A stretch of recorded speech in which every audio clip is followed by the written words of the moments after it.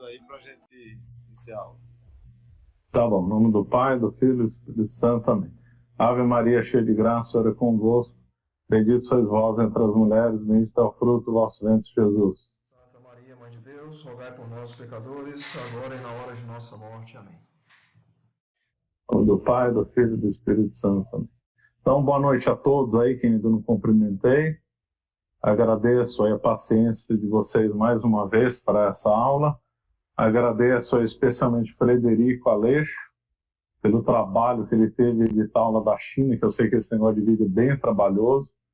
Então, agradeço bastante. Ele também tomou a iniciativa de enviar e-mail para todo mundo convidando.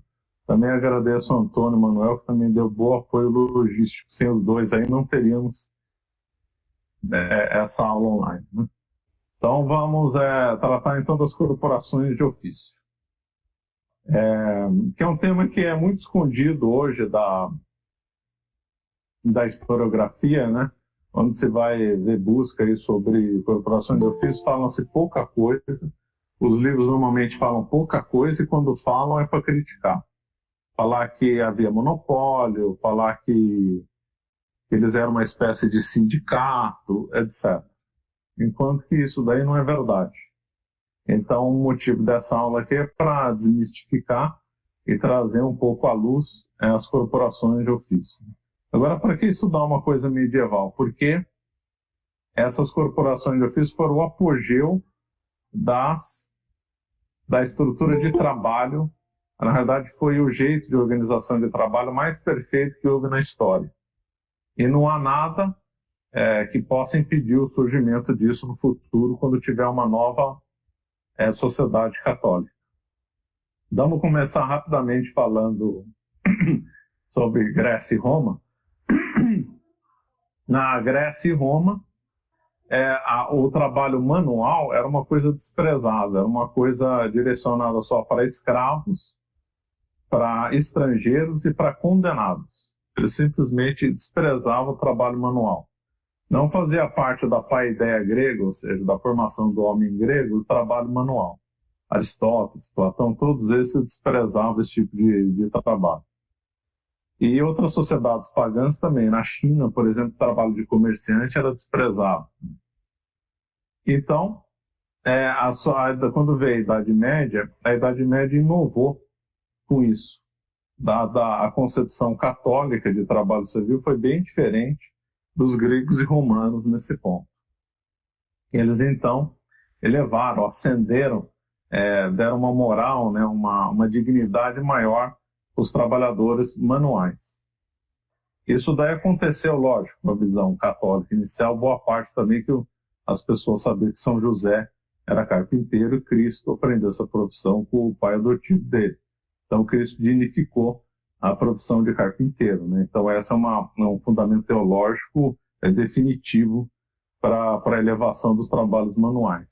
Também é digno de nota que Cristo escolheu um pescador para ser o chefe da igreja, que foi São Pedro.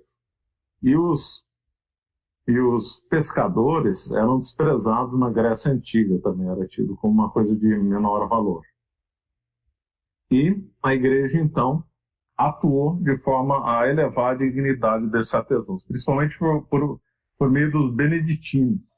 Os beneditinos, que fizeram a Europa, São Bento é o padroeiro da Europa.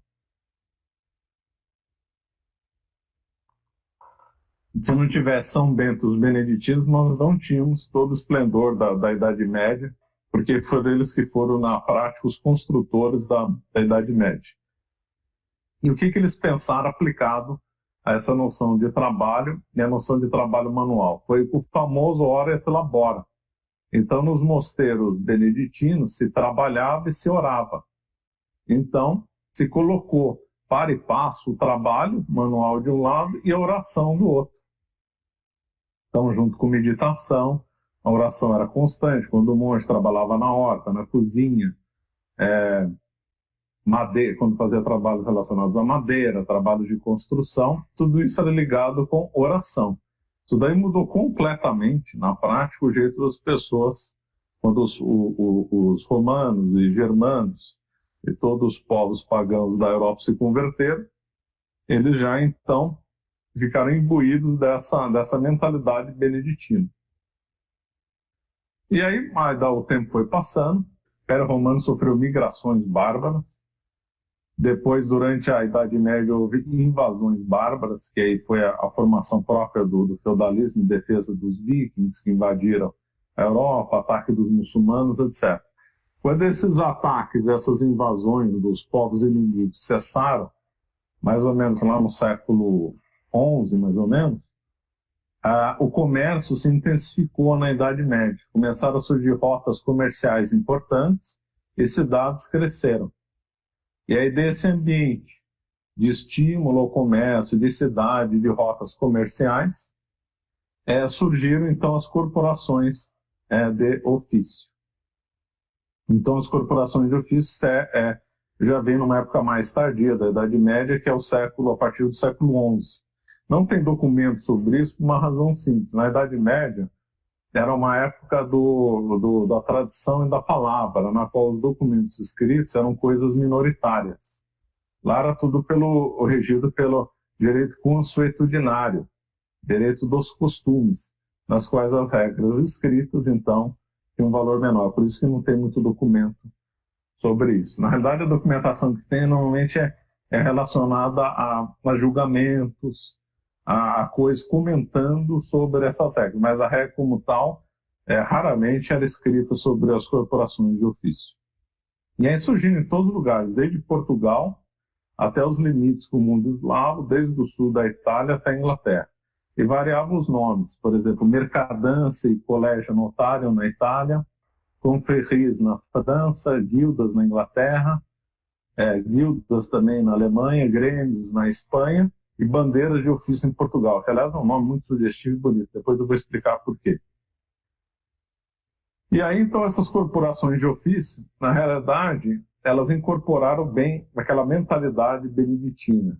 Então elas incorporaram bem na mentalidade de ordenação do trabalho para a religião. A Idade Média toda, ela era autossemelhante. O que significa autossemelhança, autossimilaridade? Significa, a raiz da palavra sendo igual, semelhante a si mesmo, claro. Mas isso a explicação da palavra não resolve o problema. A autossemelhança é melhor explicar por base de exemplo. Pegando uma árvore, um galho de uma árvore lembra a árvore inteira. Uma folha de uma árvore lembra uma árvore inteira. Um riacho é análogo a um afluente. O afluente é análogo a um rio principal. Uma montanha baixa é análogo a uma montanha alta. E assim vai. Isso é uma ordem que Deus impôs na natureza. E dentro dessa toda ordem não é difícil a gente ver as proporções, o número de ouro, a famosa razão áurea, 1,618 nessas relações. E a sociedade medieval era toda proporcional. Então, uma estrutura hierárquica que havia dentro da igreja, dentro de um mosteiro, dentro de uma universidade, todas elas eram análogas entre si. Essa analogia da sociedade, a sociedade moderna não tem analogia nenhuma, é uma sociedade completamente autossemelhante. A Grécia e Roma tinham uma autossemelhança do ponto de vista político. Então, por exemplo, Atenas e toda a cidade grega e Roma não era formada por indivíduos, conforme se ensina hoje, que é um delírio. Já Aristóteles ensinava que uma sociedade é formada por sociedades menores. E a formação da cidade grega foi assim. Então tinha uma família, essa família reunida em outras famílias tinha uma frátria, essa frátria com outras frátrias formava uma tribo e algumas tribos formavam uma cidade. Então o núcleo familiar era análogo em menor proporção, assim como um galho estava para uma árvore, a família estava para uma frátria, e a frátria para uma tribo e a tribo para uma cidade. Então eram sociedades autossemelhantes do ponto de vista político. A Idade Média replicou isso e ampliou em outras esferas além do mundo político. No mundo político manteve a mesma estrutura. Então, barões, condes, ducados e reis. Se fosse o caso, imperador. Mas essa que era a estrutura política, bem análoga à da cidade grega. Porém, também replicou isso na estrutura da igreja, na estrutura da universidade. Em qualquer lugar que havia Idade Média, havia uma estrutura autossemelhante. E todas elas com ponto de vista feudal. O negócio do feudalismo é muito mal explicado por aí. Eu só vou falar pouca coisa, senão vamos nos alongar. Então, o feudalismo não é um liame material, um liame econômico, como é muito ensinado por aí. É um liame moral. É uma ligação de afinidade, de mesmo objetivo de vida entre um sucerano e um vassalo, entre um nobre de maior prestígio e um de menor, entre um conde e um duque, entre o rei e o duque, e assim vai, entre um cavaleiro e um nobre de maior estatura. Então, eram liames morais. Esses mesmos liames morais podiam consubstar em coisas econômicas ou não. E essa estrutura feudal era replicada na sociedade. Então, um monge podia ser vassalo de um nobre, o nobre de o nobre de um monge. Então, por exemplo, o rei da França era vassalo do bispo de Paris. E assim vai. O príncipe de Andorra era vassalo do bispo de Seu-d'Urgell. E assim vai. Então havia mútuas relações feudais de gente sempre querendo servir um outro. Na Idade Média dizia, quem não tem um senhor que corra logo para arranjar um. Você dizia muito feio não ter um senhor. Então era uma sociedade fundada muito na humildade e nesses liames morais. A corporação de ofício é um liame moral, mais do que um liame econômico. É um liame econômico, obviamente, que é a natureza econômica. Mas havia um forte liame moral na estrutura da corporação de ofício. A estrutura da corporação de ofício era consubstanciada entre o aprendiz, o oficial e o mestre. O aprendiz, então, se iniciava aí depende muito da região. As corporações de ofício eram fortemente regionais. Então, o que valia numa região era um pouco diferente na outra. Então, sentava ali com 12 a 14 anos, numa corporação de ofício, como aprendiz. Depois, se fosse o caso, ele avançava para ser um oficial, e depois o mestre. Não era todo mundo que chegava no mestre. O mestre tinha que fazer uma prova, no caso de Portugal, na mesa das bandeiras, tinha que fazer uma prova, defender o seu saber perante um conselho da mesma corporação de ofício, para ter um nível de mestre. E é um título muito bonito, mestre, é o mesmo título da universidade, para você ter uma ideia. Nunca teve na história uma elevação de um trabalho manual cujo superior, que era um mestre, tem o mesmo título de um professor universitário.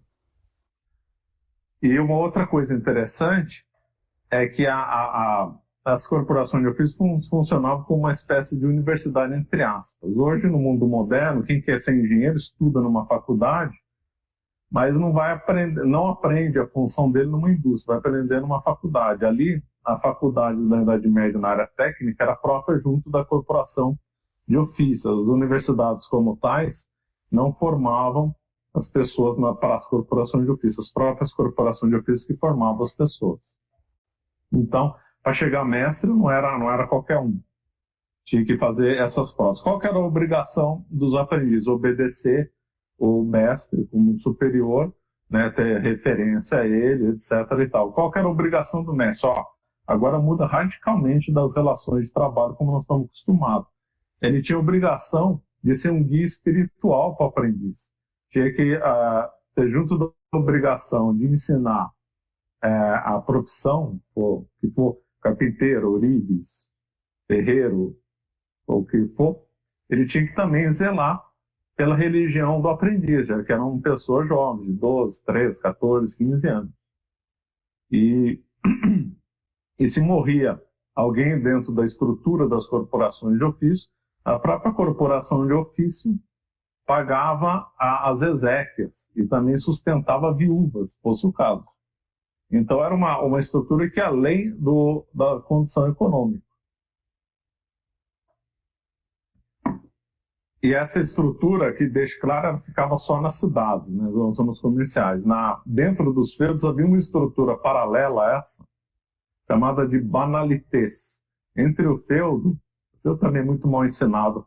O feudo era uma zona rural, tinha o castelo, obviamente, tinha uma produção agrícola, mas também tinha algum trabalho manual não agrícola. Gente que mexia com forno, ferreiros, etc. Esse conjunto desses profissionais que não trabalhavam no campo e trabalhavam no feudo, em francês chamamos de banalités, que era a estrutura era análoga às corporações de ofício da cidade. Então, na cidade chamava corporações de ofício, né? E essas mesmas profissões nos feudos agrícolas eram chamadas de banalités, em francês, né? Se trabalhava 8 horas, mais no verão e menos no inverno, não se trabalhava nos dias santos, nos feriados, etc. Agora, o que entra mais, só se parasse por aqui já seria muito interessante a corporação de ofício, já daria para saber que é uma estrutura de trabalho muito superior a qualquer outra que veio depois na história, mas ela melhorou ainda mais. Também ninguém sabe como, talvez por contato, talvez não, foi por contato, mas não sabe precisar onde começou, ou em que época mais ou menos, um contato com as irmandades religiosas. Irmandades religiosas eram estruturas, eram entidades caritativas na Idade Média com as mais amplas funções possíveis e imagináveis. Só para ter um exemplo, lá no centro da Península Ibérica, que era governado pelos estados pontifícios, chegou a ter mais de 10 mil irmandades, voltadas para algum tipo de ajuda ou para propósito específico. Então tinha irmandade só para cuidar da festa do Natal, outros para Corpus Christi, outro para Páscoa, outro para alimentar pobre, outro, e aí que é o curioso. Eu cheguei a ver uma coisa muito curiosa, que tinha uma irmandade que cuidava da comida para pobre, e uma outra irmandade que era diferente, com outros membros, cuidava da comida, da qualidade da comida que era entregada para os pobres. Aí você deu uma ideia como era uma estrutura altamente complexa. E o contato dessas irmandades com as corporações foi muito intenso. E as corporações começaram então a assumir santos padroeiros, reforçando o liame religioso que já havia antes. E aí em Portugal, essas corporações que adotavam um santo padroeiro eram chamadas de bandeiras de ofício, em vez de corporações de ofício, que eles adotavam então a bandeira de um santo. Então havia a cerimônia de embandeiramento de uma corporação de ofício em Portugal. Então, se embandeirava uma corporação, significava que ela adotou um padroeiro. E aí uma das obrigações das corporações de ofício era justamente honrar o padroeiro, né? Ter ele como símbolo destacado no talher, na oficina, e o dia dele ninguém trabalhava, obviamente, não só não trabalhava, como sair em procissão na cidade. Então, por exemplo, o dia de São José, os marceneiros e carpinteiros, que faziam parte da mesma estrutura de corporação, faziam procissões pelas cidades da Europa. No dia de Santo Elói, que era o padroeiro dos ourives, também se fazia procissão. Aliás, as corporações de ofício foram importantíssimas para a construção das catedrais góticas. Tem, inclusive, um vitral muito bonito de Santo Elói na Catedral de Clermont-Ferrand, muito bonito, que prova aí a forte atuação das corporações de ofício nas catedrais, né? Então, muito bem. Essas corporações de ofício, elas ficavam nas ruas, né? As oficinas, elas tinham que ficar abertas para visita. Inclusive, havia uma espécie de direito do consumidor, né? Na época. Então, havia o consumidor, então, por exemplo, tinha vários direitos em relação ao que ele fosse comprar. Então, um caso interessante era que um tal corporação que fazia colchão, ele só podia fechar o colchão na frente do consumidor. Por que isso? Para ver que não tinha colocado nada errado dentro do colchão. E assim como isso, havia várias proteções ao consumidor. Então, essa história que o consumidor era protegido agora é lenda só. Na época era protegido só que pelo costume, não tinha nada escrito. Só para você ter uma ideia, em 1691, em Paris, 120 corporações de ofício. Uma corporação de ofício podia juntar 2 profissões conexas ou mais, assim como carpinteiros e gente que mexia com madeira. E a corporação podia ter vários mestres, né? Não é que uma corporação tinha um mestre, um oficial e um aprendiz. Não era. Uma corporação poderia ter vários mestres, esses mestres podiam ter vários oficiais e vários aprendizes. Aliás, o oficial que eu esqueci de comentar, o oficial podia ser provado ou não, até tinha uma hierarquia entre o oficial. O oficial não provado era aquele que não era responsável pelo trabalho. Então, se ele fizesse, por exemplo, uma cadeira e quem comprou a cadeira caísse, quem era punido era o mestre. Agora, o oficial provado, não, ele respondia pelo trabalho dele. Chegou até em Paris, por exemplo, corporação de ofício de jardineiro. Então, por exemplo, quem cuidava dos jardins de Paris era vinculado a uma determinada corporação de ofício. Uma outra coisa interessante das corporações de ofício é que elas tinham representação política, que aliás era muito melhor do que o atual jeito de representação via deputado ou senador hoje, né? Essa tese de representação política que todo mundo tem hoje é simplesmente absurdo, é ridículo, para não dizer um deputado que tem um mandato universal, podendo discutir tudo e defendendo toda a classe social. Isso, do ponto de vista filosófico, é uma aberração. Na época da Idade Média, a estrutura de representação era feita pelos 3 estados, que era a primeira na mais alta hierarquia era justamente o clero, obviamente, aqueles que rezam, os oratores. Depois vinham os nobres, né, os delatores, e depois vinham os laboratores, que eram justamente os 3 estados. Primeiro, segundo, terceiro estado. Na França se falava terceiro estado. Na Península Ibérica significava povos, né? No nome povo significava terceiro estado. E havia representação política, de modo que nas cortes, e quando o rei... Corte tem 2 sentidos. Corte tem o sentido... Ficou com um sentido pejorativo depois a partir do Renascimento, como uma soma de bajuladores que ficam em volta do rei. Não é nesse sentido que eu estou usando. Mesmo na Idade Média, há 2 sentidos a corte. Corte no sentido dos nobres mais próximos do rei, e outro quando se falava as cortes no plural, que é quando o rei convocava os outros estados e representantes para discutir certas coisas de estado. Quando o rei chamava as cortes, ele chamava os representantes dos 2 estados para discutir determinados assuntos. E aí os representantes das corporações de ofício. Então, um representante podia ser o fulano mais simples de uma carpintaria, mas que ele foi ser indicado porque ele era muito bom, então ele tinha acesso ao rei.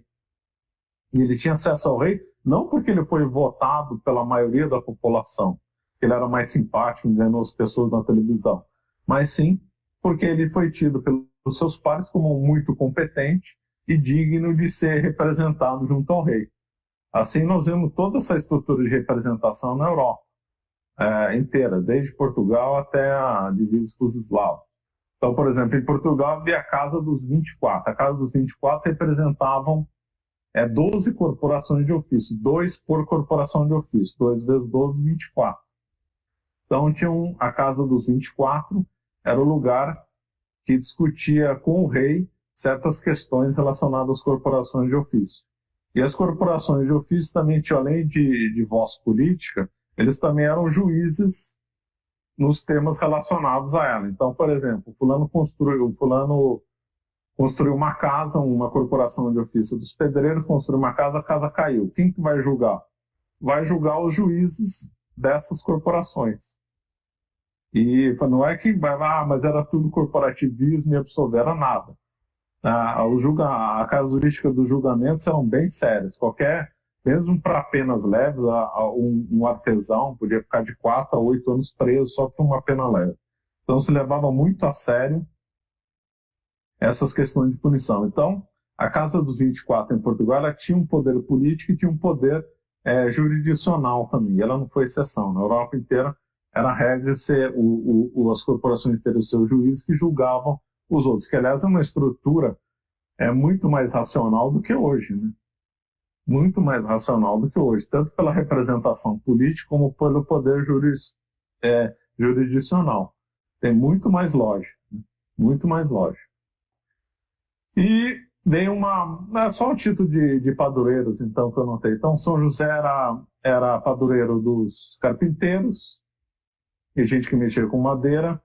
São Jorge dos ferreiros, serralheiros, o Senhor do Bom Homem em Portugal, né? Dos alfaiates, Santo Eloy Orives, esse também na França, São Crispiniano sapateiro, Santa Cecília dos músicos e quem fazia instrumento musical. Lembrando que a estrutura de corporação de ofício era associada principalmente na Espanha é chamado de grêmio, aos pastores. Também outra criação, e depois nós vamos ver como isso aí foi de ao causa, isso aí vai se relacionar com a Revolução Industrial. Então, vou abrir um pequeno parênteses para comentar sobre isso.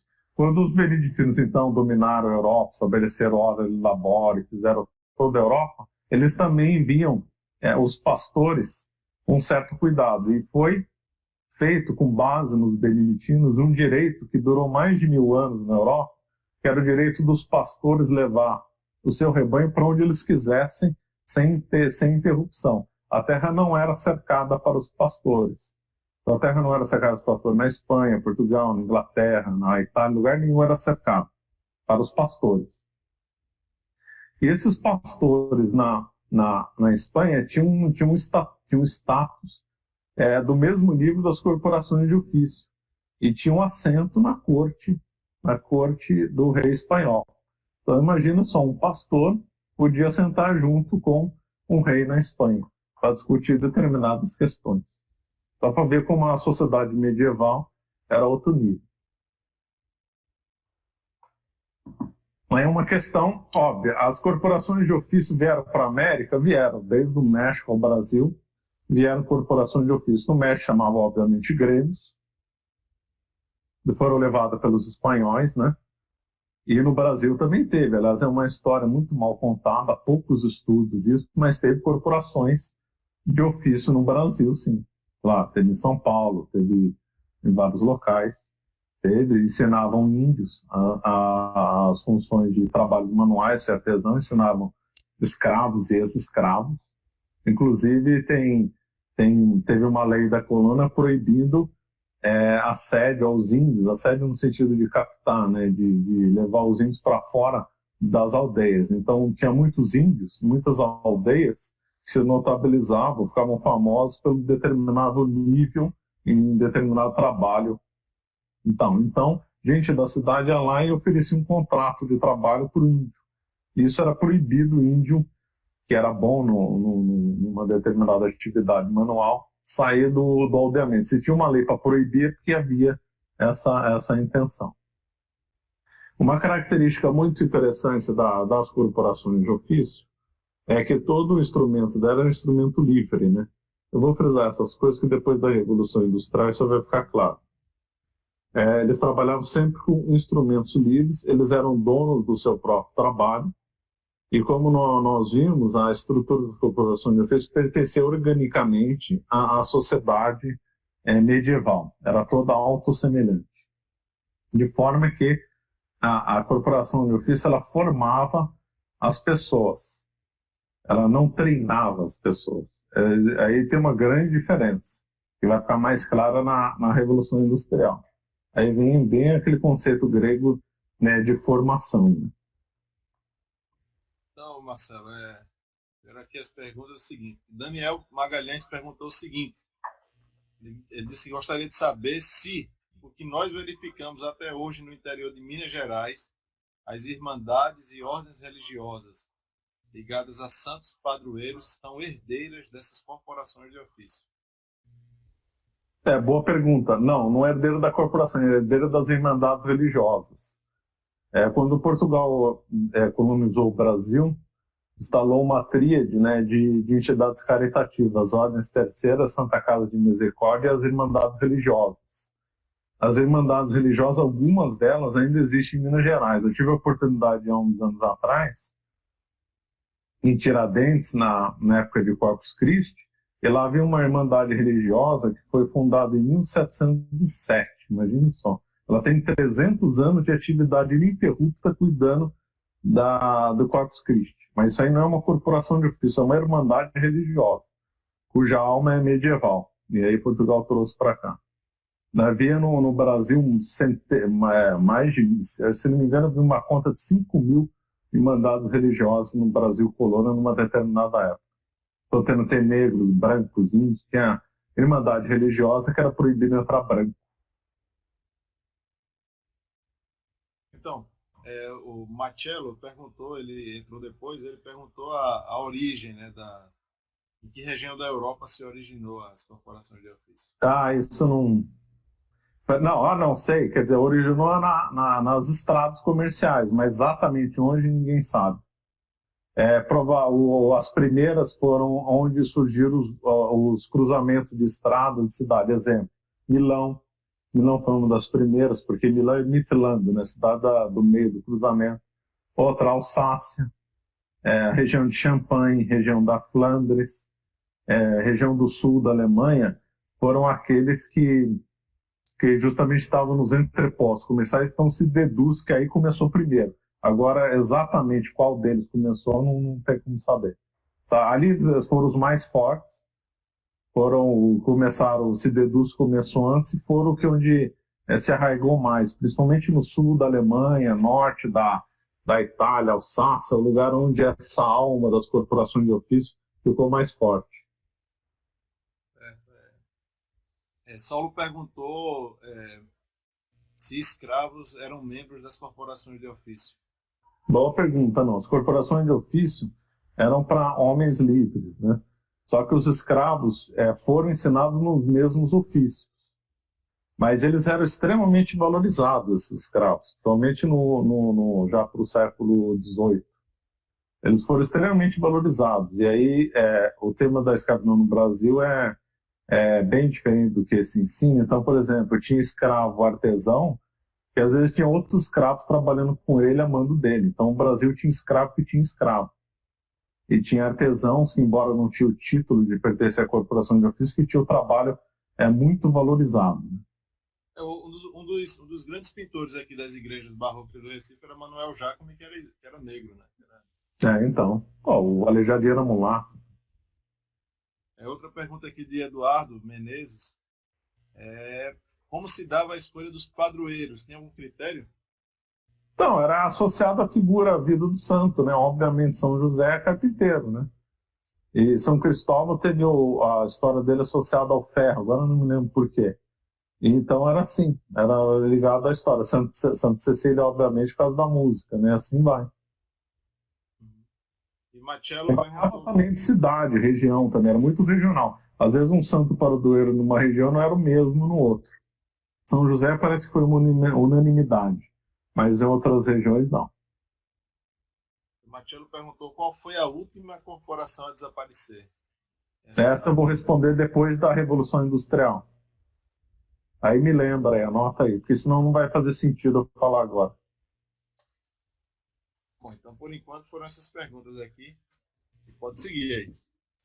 Então, ótimo. Então, as corporações de ofício, então, foi acho que deu para perceber, acho que ninguém entendeu, foi a estrutura de trabalho mais elevada que teve. Aliás, se eu estou falando de estrutura de trabalho, teria que definir trabalho, né? Trabalho se a gente for ver as definições de trabalho, não é tão difícil. Trabalho é toda aquela ação que o homem faz, que cria ou modifica a natureza, ou cria algo novo, com vista a um fim, vista normalmente para sustentar a vida dele, né? Fazer o sustento na vida dele. É uma definição ampla, mas não tem como fugir. Parece ser definição de Wikipédia, mas a definição que eu vi até num texto religioso, numa ensi que agora não me lembro, dá exatamente essa definição. E como nós vamos ver essa visão de trabalho, que aliás é uma visão simples, vocês vão ver como a atuação dela ao longo da história vai mudar. Bom, esse que eu tinha falado do trabalho. Bom, nós estamos então na Idade Média. A Idade Média então estabeleceu essa colosso que foi as corporações de ofício. Aí livro para indicar, tem o livro do Epstein. Esqueci o título original, mas é só colocar no Amazon Epstein 1400 a 1800. Eu acho que é Epstein Corporações de Ofício 1400 a 1800.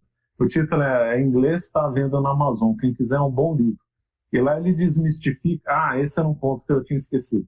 Tem alguns mitos contra as corporações de ofício que então nós vamos derrubar. Primeiro mito que a corporação de ofício teria um sindicato. Mentira, não tem nada a ver. As corporações de ofício tinham uma representação política de um mesmo, do mestre e o aprendiz e o oficial junto. O sindicato não, é patrão contra operário. Então não tem nada a ver com corporação de ofício. Bom, outra acusação é que as corporações de ofício impediram progresso tecnológico. Também outra mentira provada pelo Epstein. Então, ele dá vários exemplos. Por exemplo, na Europa tinha locais que não tinham corporações de ofício, e nem por isso tinha um desenvolvimento tecnológico melhor que as corporações de ofício. Argumento irrefutável 1. Argumento irrefutável 2. Uma das maiores invenções da história da humanidade foi a imprensa, feita por Gutenberg em 1455. Feita na Alemanha em ambiente de corporação de ofício. Então, só esses dois argumentos já derrubam essa tese. Outra, que eles tinham um ambiente corporativismo. É óbvio, não vamos negar que aqui ou lá tinha um certo corporativismo. Mas nós temos sempre que ver que, como era uma estrutura orgânica, o rei e mesmo a igreja podia atuar contra isso, né? Claro. E outro ataque que se faz é que as corporações de ofício tinham uma visão de monopólio. Monopólio um pouco diferente de corporativo. O corporativo, se o fulano fez um erro na profissão, não é punido por isso. O monopólio significa não deixar crescer muito. Isso aí também não é verdade. Eles, inclusive, dão um exemplo, não sei se de má fé ou ignorância, dizendo que é provado que algumas corporações de ofício só podiam atuar numa região e não podiam atuar na outra. Mas isso é verdade, é óbvio. Por quê? Porque na Europa medieval não havia Estado nacional, não havia assim um direito nacional, havia assim direitos e concepções regionais, né? Era tudo muito regionalizado. Então, por uma corporação de ofício só tinha um determinado direito numa região. Então, o que eles estão falando é por ignorância ou má fé, porque era uma sociedade totalmente regional. Assim como um conde não teria um poder político no outro condado, uma corporação de ofício não poderia ter atuação de representação, nem atuação política em outro local. Mas havia exceções. A exceção mais famosa era dos chamados pedreiros livres, depois chamado de pedreiros livres. Por quê? Por causa da natureza deles de serem construtores, eles tinham então o direito de mudar de região. A construção de prédios, etc., até de catedrais, né? Aí sim podiam migrar de região para região. E depois virou o nome Pedreiro Livre e foi adotado o nome pela maçonaria, mas não é que eles eram maçons, né? O que aconteceu é que algum tempo depois do início, né, houve as rotas comerciais também foram rotas das heresias na Idade Média. Assim, Milão foi sendo de heresia, assim vai. Os cátaros fizeram justamente rota comercial lá da onde hoje o Egito não, da onde hoje o Irã, passando pela Bulgária, passando pela Itália, até chegar lá no sul da França, tudo pela rota comercial. E algum desses pedreiros livres se corromperam, e como eles viajavam muito à Europa nas construções, então eles foram portadores dessas heresias, mas não que per si eles eram heréticos ou eles já nasceram corrompidos, isso aí não tem nada a ver. Então foi uma corrupção que veio depois, também não era para todos, não. Aliás, você vê nas catedrais góticas, né, alguns abusos das heresias lá, que esses pedreiros livres, alguns levavam para lá e para cá, as visões de mundo errada que vinham lá do Oriente.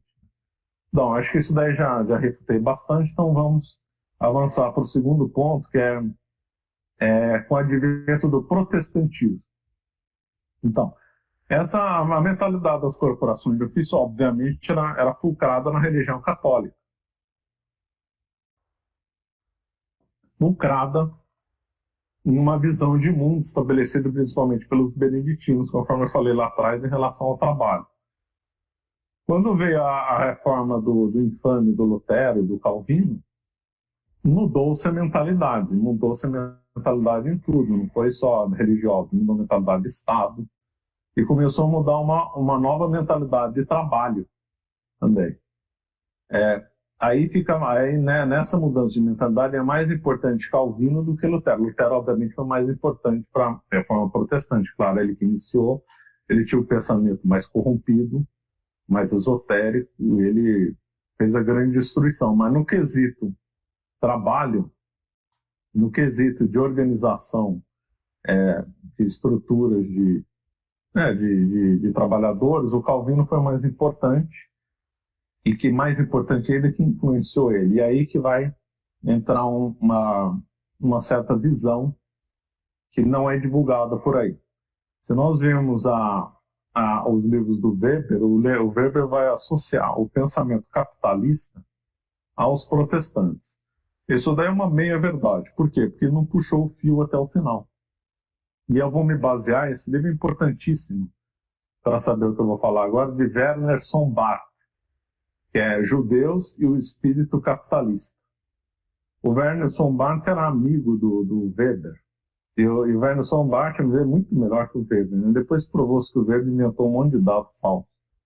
E o Werner Sombart, ele sustenta que a visão capitalista é baseada numa visão judaica, e não na visão calvinista, conforme foi divulgado principalmente pelo Weber. E aí nesse livro ele dá a fundamentação dele, que aliás é bem interessante. E aí então, como esse é um assunto um pouco explorado, é que eu vou me deter nele agora. Então, segundo o Werner Sombart, o capitalismo, que essa visão já começa a entrar justamente com a ascensão do protestantismo, que o protestantismo foi uma espécie de abre alas uma infiltração judaica, né, dentro do cristianismo. O Lutero baseou a boa parte das visões dele nas ideias dele na Cabala, né, e outro, como por meio de Horschmann e outras coisas. E o Calvino também, só que o Calvino não muito na base da Cabala, mas sim no Talmud. O capitalismo, na realidade, ele tem alma judaica. A sustentação do Werner Sombart é perfeita. O capitalismo tem muita base no Talmud. Por quê? Ele dá o argumento primeiro, argumento do contrato. Os judeus têm uma visão de contratualista em Deus. Inclusive, no Talmud está escrito que Deus teria um livro de contabilidade para cada um de nós, segundo eles, não é segundo o catolicismo. Então havia uma contabilidade de nós com Deus em contrato. Se eu faço todas as regras judaicas, então eu tenho direito a ter tal coisa. Quer dizer, uma coisa completamente ridícula. O liame que nós temos com Deus não é um liame contratual, não tem nada a ver com isso. É um liame de criatura para criador, de filho para pai, não para contratual. Porém, no Talmud se estabelece esse liame contratualista. Aliás, essa visão contratualista vai extrapolar as relações do trabalho, né? Vai influenciar todo o contratualismo no direito e na visão política, que vai ajudar a destruir a civilização, né? O contratualismo, que tem alma judaica e depois virou alma protestante, provavelmente na visão inglesa e americana, vai ajudar a destruir a civilização, né? Pensadores como Rousseau, Locke e Hobbes destruíram a civilização, um dos causados. Por quê? Porque a visão contratualista briga com a noção de direito natural. Ele se diz de direito natural, mas é que não é o mesmo. A palavra aí é usada em sentido equívoco, né? O direito natural por Locke, por Rousseau, por Hobbes é muito diferente do direito natural ensinado por São Tomás de Aquino. Então, a visão contratualista, ela briga com a ideia de lei natural. A lei natural é compreendida pela razão humana e a vontade tem que segui-la.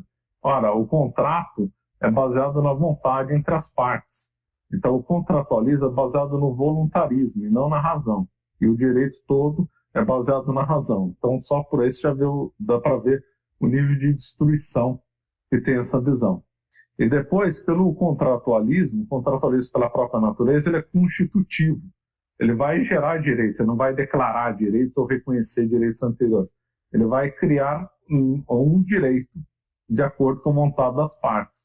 Toda a mentalidade inglesa, americana, e do mundo moderno, chegou no Brasil, daí também faz tempo lá, nessa visão completamente errada de vida e de sociedade. Então, ao mesmo tempo que tem o contrato, pode ter o distrato. Então, as teses, o Marx, que é o anarquismo, né, que tem origem no pensamento do Marx e outros, que no fundo é esotérico, depois eu posso comentar por quê, na realidade ele quer, no fim, um distrato social. E esses anarcocapitalistas que defendem uma ideia ridícula também são contratualistas. No fundo, eles defendem um distrato social. Ora, a noção de vida em sociedade, a noção de Estado, é dada pelo direito natural. No fundo, é uma coisa quista por Deus, não tem nada a ver com coisa contratual. E depois, todas as constituições do mundo, as que tem, né, são de Inglaterra, Israel, mas a maior parte tem constituições que são baseadas em contratos, né? é um suposto contrato na sociedade, você pode dispor sobre qualquer coisa. Então, na visão contratualista, você pode aprovar aborto, pode matar velhos. Foi o contratualismo que sustentou muito o Hitler, claro, né? O Hitler não fez nada contra a lei, né? Então, só para dar um exemplo do como o contratualismo é ruim. E o que tem a ver o capitalismo com o contratualismo? O capitalismo, então, vai fazer o trabalho ser uma relação contratual entre patrão e empregado, como tem até hoje. Enquanto que na corporação de ofício não havia um contrato de trabalho no sentido moderno. Duvido que eles pensariam nesse sentido. Havia um contrato mesmo imoral, conforme eu falei, que iria ensinar a profissão para alguém, ele ia ter o ganha-pão dele, e eles iam ter um apoiando o outro na religião, na velhice, se precisasse de alguma ajuda, etc. Então, não tem nada a ver com contrato de trabalho. Então, essa visão de contrato é bem judaica. Outra visão judaica que o Werner Sombart mostra é que a gente acha que é calvinista e não é.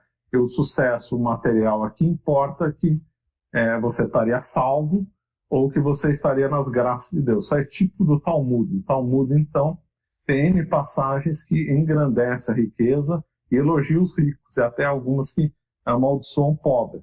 Então, a raiz calvinista, que diz que o sucesso material nessa vida implica um sucesso, uma salvação eterna, não é dele, é judaica.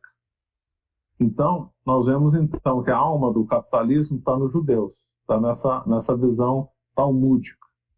Então, essas visões talmúdicas e cabalistas foram disseminadas depois do advento do Lutero na sociedade. Então, na época do Renascimento, no período entre 1517 e 1789, todas essas ideias foram se disseminando e foram minando a estrutura das corporações de ofício. Aqui estamos focando nas corporações de ofício. Porque dá para ver, claro, que a corporação de ofício não é contratualista. A corporação de ofício é uma coisa que é baseada na tradição e que viola o tese do contrato. A corporação de ofício não visa o sucesso material no sentido dado pelo Talmud e pelo Calvino. Então, nós estamos vendo que está tendo uma briga da concepção da corporação de ofício com a concepção calvinista e judaica que se instalou na Idade Moderna. E uma outra coisa para piorar, que é para minar a força das corporações de ofício, foi o absolutismo. Então, o absolutismo, que foi irregular na Europa, em uns lugares mais, outros menos, entre 1517 e 1789, e que foi intensificado depois de 1648 com a Paz de Westfália, era uma coisa que o absolutismo era uma concentração de poder na mão do rei. Então, o rei concentrar poderes, diminuindo a força de todos os corpos intermediários. E, ora, a corporação de ofício era um forte corpo intermediário. Então, os reis principalmente depois de 1648, começaram a minar a força das corporações de ofício. Nós temos, diga. O que é o corpo intermediário? Daria para explicar isso aí, não? Então, isso daí é lá que eu falei lá no começo. Lá, segundo Aristóteles, a sociedade grande, entre o Estado e o indivíduo, tem vários corpos. E ela é essa visão errada entre Estado e indivíduo. Né? Eu deveria falar entre sociedade, uma sociedade grande, Brasil, qualquer uma, né? Ela é formada por sociedades menores, não por indivíduos. Essa visão que o liberalismo trouxe no século XIX é completamente errada, dizendo que a sociedade é formada por indivíduos. Isso é uma idiotice completa. Ninguém aparece andando na rua, todo mundo nasce tendo um pai e uma mãe. Então, nós já nascemos em ambiente de família, que é um corpo intermediário. Então, toda estrutura que tem alguma relevância na sociedade, que não seja o Estado, seja mais que o indivíduo, são os corpos intermediários, corporações de ofício, mandados religiosos, Santa Casa de Misericórdia, para dar um exemplo aqui no Brasil.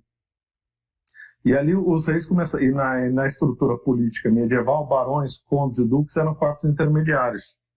E aí o rei começou a minar a força política dos duques, condes, barões, das corporações de ofício e do que tivesse pela frente.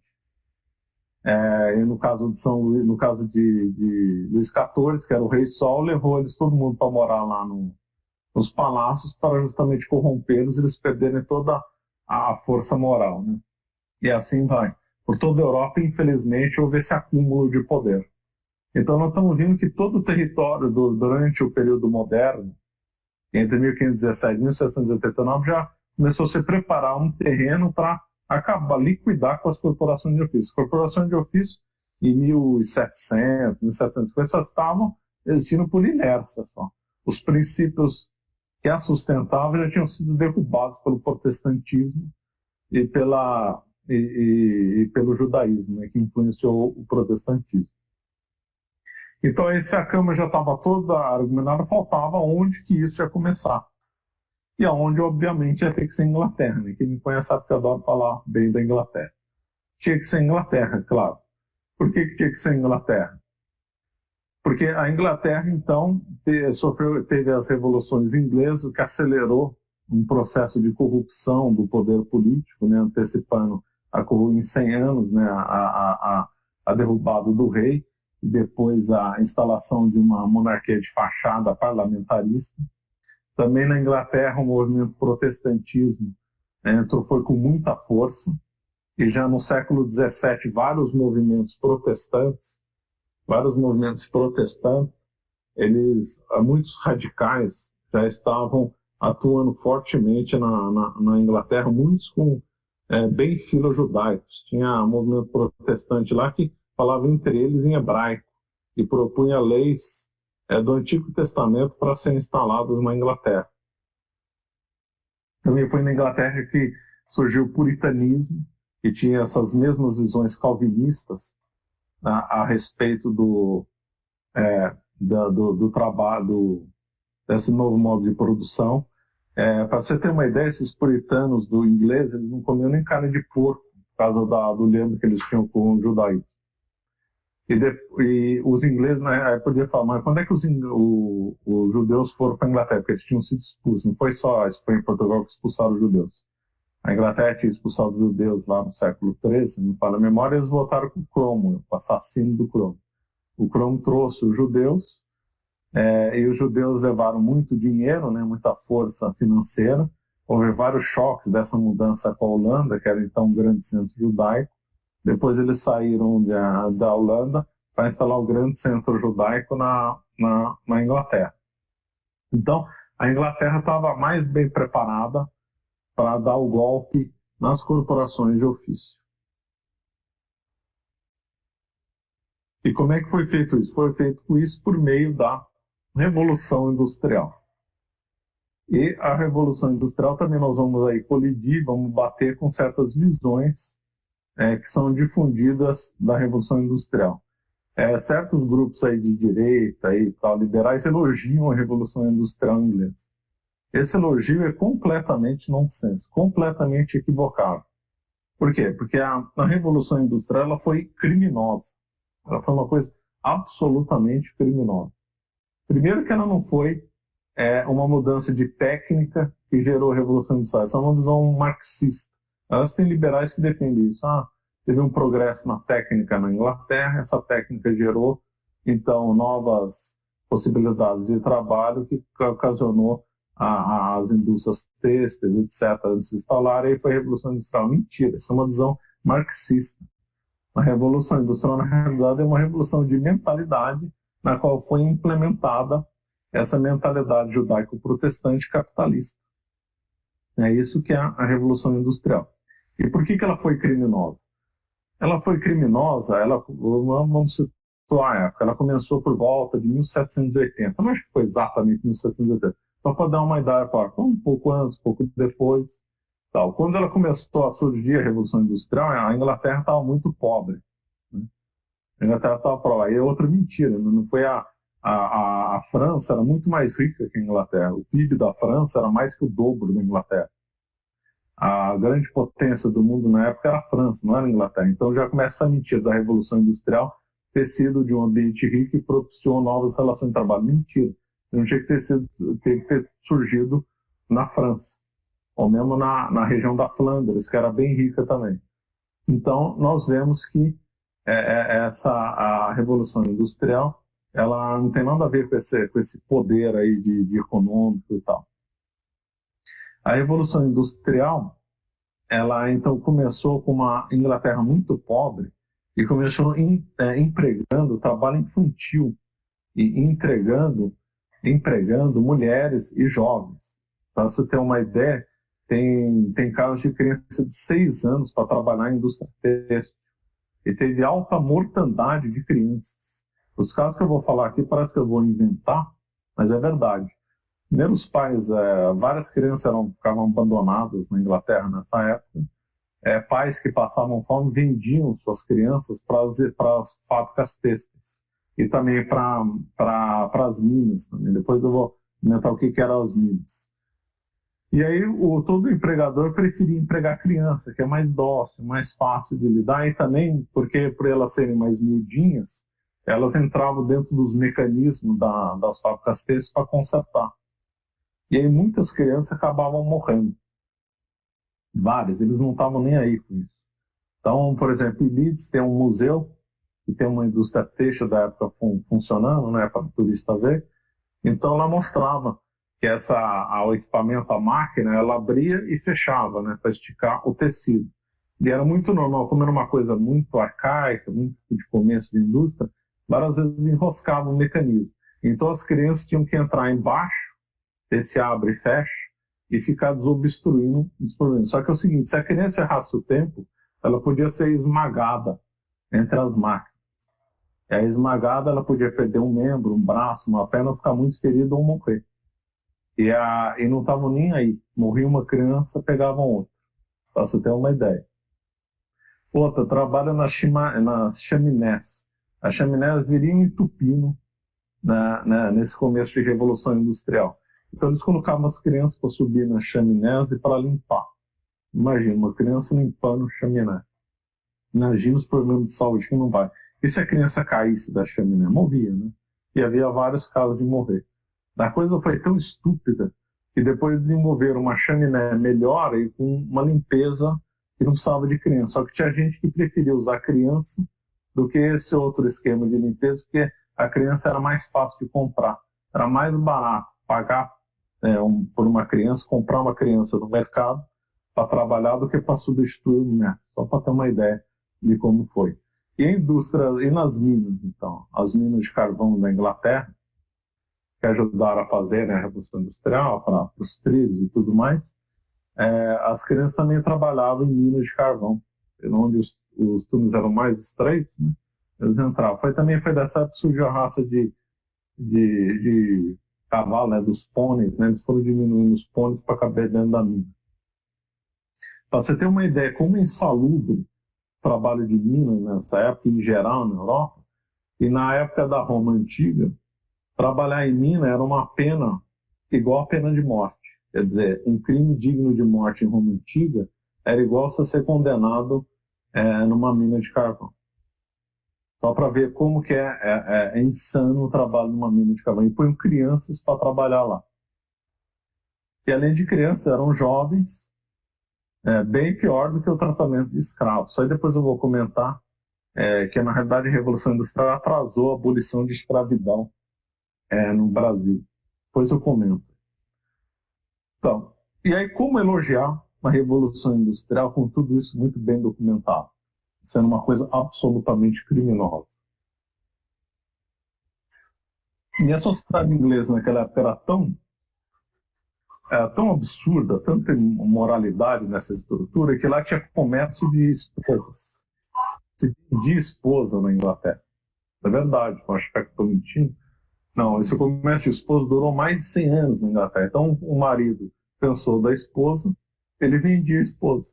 É lógico que ele podia se divorciar, mas se divorciar ele não ganha dinheiro, né? Então, ele preferia vender a esposa. Vendia a esposa, anunciava no jornal, venda a esposa, portanto. Ou então levava ela no mercado. Levava ela no mercado com coleira. Verdade, levava com coleira. E aí vendia no mercado. O Fernando Chilito falou se daria para vender a sogra. Isso eu não sei. Eu imagino que não, porque quem quer comprar sogra, né, Chilito? Não ia ter mercado para compra de sogra, né? Não dá, né? E realmente, se alguém teve a ideia, ele deve ter fracassado. Quem que vai comprar sogra? Não dá, né? Mas venda de esposa teve, quer dizer, é uma vergonha, né? Venda de esposa. E durou mais de 100 anos fazer os pastores anglicanos fazendo vista grossa. Acho que a primeira legislação de proibição de venda de esposa na Inglaterra foi em 1910, pouco antes da Primeira Guerra Mundial. Quer dizer, só para ver o nível da Inglaterra, que é tanto elogiado, né? Então, essa Revolução Industrial foi absolutamente criminosa. Foi a visão que estabeleceu o modo de produção que nós conhecemos com patrão e operário. Até então você não podia falar de operário, é um termo surgido na Revolução Francesa, nem de patrão. Nós vemos que essa estrutura de patrão e operário, então, é completamente oposta à visão de corporação de ofício. Outra coisa que ajudou a aumentar é a mão de obra barata e na prática escrava, né? Desses operários, quer fosse operário criança, quer fosse mais jovem, normalmente eles tinham um dia por mês de folga, não um dia por semana, tinham um dia por mês de folga. E aí o comércio de má fé, nesse dia que tinha folga, os preços aumentavam, que era o único dia que o operário podia sair para comprar, então os comerciantes pilantras subiam o preço, que era o único dia que ele podia sair para comprar. Então, eles tinham um mês de folga, trabalhavam de 12, 14 horas por dia, ou mais, dependendo do caso. Quer dizer, uma coisa absolutamente... E para piorar, coisa criminosa na Inglaterra, lembra que eu falei do direito dos pastores de andar para lá e para cá, de não ter a terra cercada? De repente, a Inglaterra criou uma lei de cercamento dos pastos, proibindo os pastores, então, de trafegar sem limites. Isso daí gerou fome e gerou mão de obra barata para as indústrias.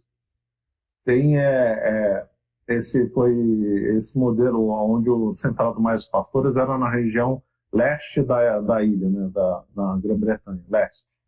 E aí, quando acabou, essas famílias então mudaram em direção ao oeste, onde está Manchester, Liverpool, Leeds, Londres é o sul, né? Manchester, Liverpool são os grandes ícones da Revolução Industrial, né? Então eles muitos morreram de fome no caminho.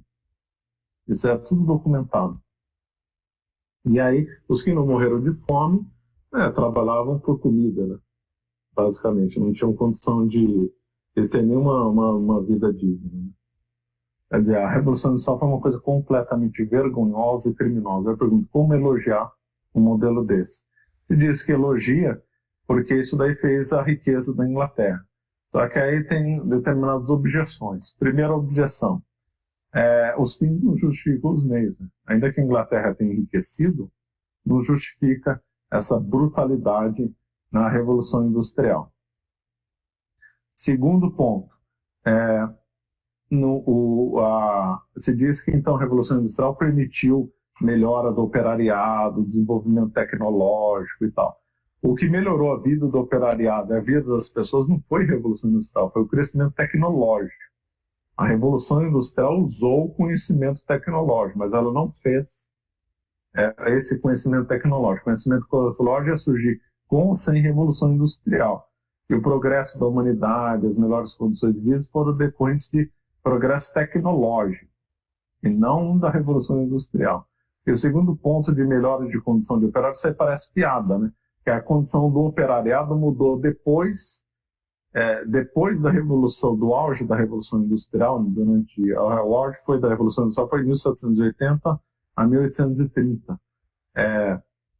O operariado teve a condição melhor quando foram aprovadas leis contrárias ao início da Revolução Industrial. Quer dizer, então não tem lógica. O operariado só melhorou quando aqueles princípios que nortearam a Revolução Industrial foram atenuados. Os números que morreram de ingleses só na Revolução Industrial, cada um chuta o número, ninguém sabe certeza, mas já vi desde 100 mil até 500 mil de operários que morreram durante esses 60 anos de primeiro choque da Revolução Industrial. É uma coisa absolutamente criminosa. Depois, dessa mentalidade, é uma mentalidade, isso aí foi entendido como mentalidade no Brasil, no século XIX, na Rússia. Você falava de mentalidade. A mentalidade da Revolução Industrial foi para o continente, foi para a Alemanha, foi para a Itália, foi para a Suíça, foi para tudo quanto é lugar. E o que causou, do ponto de vista ideológico, a Revolução Industrial? A Revolução Industrial causou o marxismo, né? A Revolução Industrial é mãe do marxismo. Ela não é contra o marxismo. A Revolução Industrial, ela é mãe do marxismo. O marxismo é baseado em 3 pilares. Hegel, né? Principalmente Hegel, o idealismo alemão, os socialistas utópicos franceses e a economia e a Revolução Industrial inglesa. Se não tivesse a Revolução Industrial inglesa, não tinha marxismo. A maior parte do Capital, que é aquele trabalho horroroso do Marx, e uma parte dele foi plágio, é baseado nos estudos da Revolução Industrial. Foi a Revolução Industrial que causou o marxismo.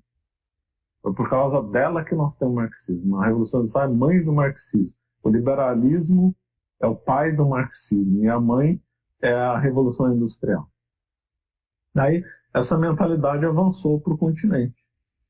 E onde ela avançou, brigou com o conceito de corporações de ofício. Corporações de ofício foram sendo extintas. Não foi em todo lugar dessa forma que eu estou falando. Na França, a corporação de ofício foi extinta antes da vinda da Revolução Industrial. A corporação de ofício foi extinta na França em 1791. 1791, antes da vinda da Revolução Industrial para a França. Só para ter uma ideia de quantos artesãos vinculados à corporação de ofício havia em Londres nas vésperas da Revolução Industrial, 100 mil.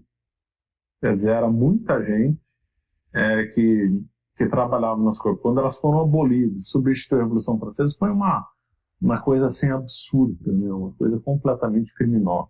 Na França também. Aliás, a maior mudança que a humanidade teve em toda a sua história durante um curto período de tempo foi nessa época. Durante o triunfo da Revolução Industrial, misturado com a Revolução Francesa, foi a maior mudança da história da humanidade.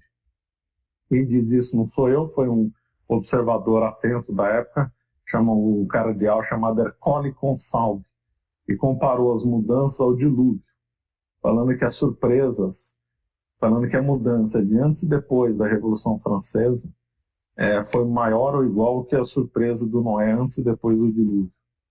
Lembrando, por que eu estou relacionando Revolução Francesa e Revolução Industrial? Porque eles são a mesma mentalidade.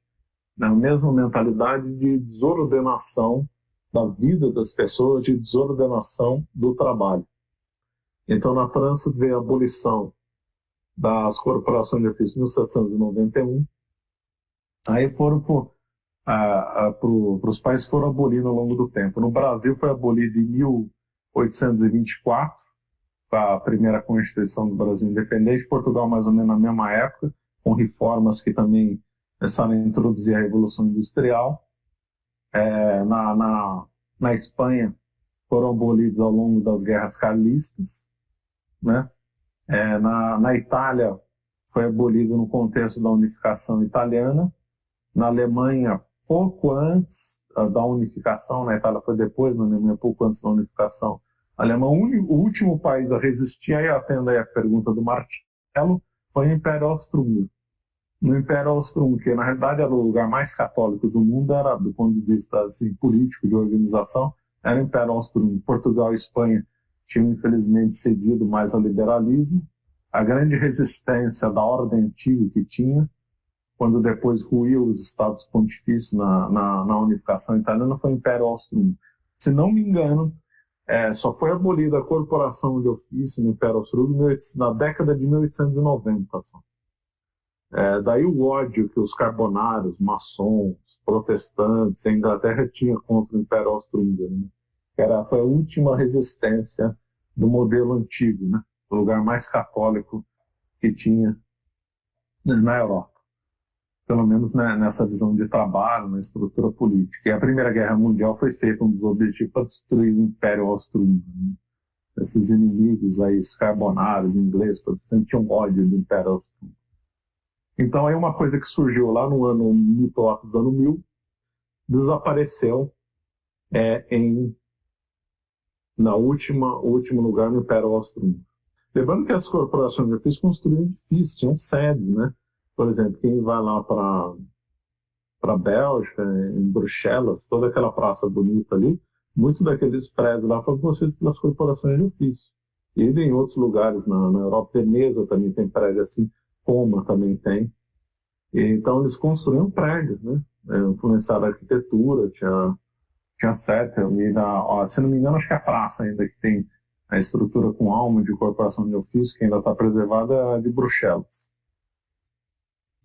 Tem uma pergunta aqui do Daniel. As relações de trabalho nesse período já são estritamente contratuais e perdem totalmente os vínculos com os princípios das corporações de ofício? Em qual época? Eu acho que nessa época da Revolução Industrial. Será? Ah, sim. Sim. Aí uma coisa não consegue viver contra a outra. Não dá. Na Revolução, ele confirmou. Não dá. Quando entra o princípio da Revolução Industrial, corporação de ofício sai. São coisas completamente antagônicas. Não tem como coexistir. Aquela sociedade, que era uma sociedade formada por meio da educação, entrou a sociedade por meio de treinamento. Então, a partir daí, o trabalhador é um mero treinado para fazer uma coisa. Ele não é formado para fazer uma coisa. Ele não é educado para fazer uma coisa. Ainda falei por que complementando lá para terminar a questão da abolição da escravidão e da Revolução Industrial. Quando as notícias da Revolução Industrial chegaram no Brasil, também foi concomitante com um período de movimento de abolicionismo no Brasil. No mundo também. Né? E aqui quem defendia a escravidão no Brasil dizia, olha, nós vamos trocar um modelo escravista por esse. O escravo no Brasil tem uma condição de vida muito melhor que o operário inglês. O escravo no Brasil no século XIX não trabalhava nem sábado nem domingo. Enquanto que o operário lá na Inglaterra tinha um dia de folga por mês. Então não dava nem para comparar a condição do escravo no Brasil, no século XIX, com a condição do operariado. Isso aí atrasou demais a abolição da escravidão, porque sempre viram que a Revolução Industrial, só hoje que estão falando que a Revolução Industrial é um progresso da técnica. Na época, na Rússia, no Brasil, na França, na Itália, sempre discutiu a mentalidade da Revolução Francesa. Isso aqui é uma coisa que virou uma espécie de marxismo que foi incorporado pelos liberais, estão vendendo essa visão marxista completamente errada, que a Revolução Industrial é um mero progresso da técnica. Não é uma mentalidade. Marcelo Tem perguntou perguntas aí. há algum resquício ainda das corporações de ofício por aí? O que você quer dizer, Marcelo? Por aí não? Tem sim. Lá na Europa tem alguns locais que ainda guardam ainda os títulos de mestre, principalmente na França, né? De mestre da patisserie, mestre de padeiro, relacionados a isso.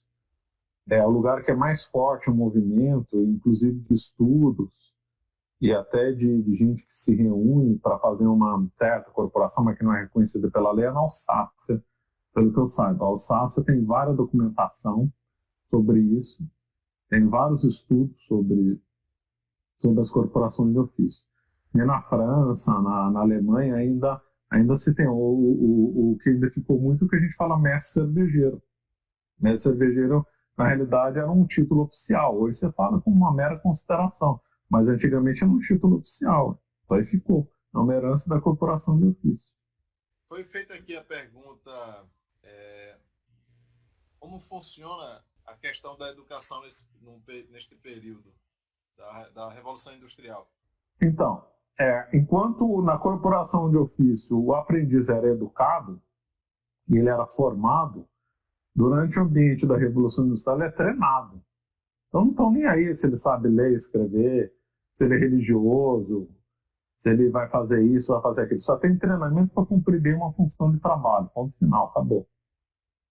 Agora, fora dos ambientes, diga, a educação formal, nessa época no começo do século XIX, já tinha mudado muito graças àquele infeliz do Comênios, né? Que revolucionou para pior a educação no mundo inteiro, e ele é o patrono da Unesco, né? Tem uma estátua dele lá na Unesco. Então, graças ao infeliz do Comênios, já tinha introduzido visões completamente erradas na educação, nas universidades, tudo quanto é lugar. É o pai da educação moderna. O Daniel perguntou qual a principal corrente filosófica que amparou a difusão da Revolução Industrial, mesmo perante esse cenário precário para a população. Foi a visão judaica, né? E aí os protestantes incorporaram a visão judaica e aí estabeleceram esse modelo para o mundo inteiro. Infelizmente, os católicos cederam. É lógico que teve resistência aqui e ali, mas o último lugar de resistência, como eu falei, foi o Império Austro-Húngaro. Mas, infelizmente, os católicos acabaram aceitando isso. Uma vergonha, né? Devia ter resistido. O André Pérez perguntou, caberia a aplicação dos princípios das corporações de ofício no mundo de hoje, em que o trabalho manual está cada vez mais escasso devido à tecnologia, o trabalho intelectual, em escritório, mercado financeiro, por exemplo, está predominando? Então, é porque como a sociedade hoje não é mais católica, não tem mais sentido implementar. A corporação de ofício é feito da religião e não causa. Então, implementar a corporação de ofício agora seria ridículo, não tem condição nenhuma. Só vai poder ser implementada uma coisa análoga quando tivermos sociedades católicas. Aí, quando tivermos novas sociedades católicas, com certeza alguma coisa parecida com as corporações de ofício vão surgir, porque não é uma coisa assim que foi inventada e pactuada, foi uma coisa que surgiu, conforme eu falei, se não deixei claro, deixo agora, foi uma coisa, conforme eu falei, que foi surgindo naturalmente, sem documento, sem pactuação, decorrente dos princípios católicos e decorrente da mentalidade beneditina. Então, dados determinados princípios, dadas determinadas premissas maiores e premissas menores, vão chegar a determinadas conclusões.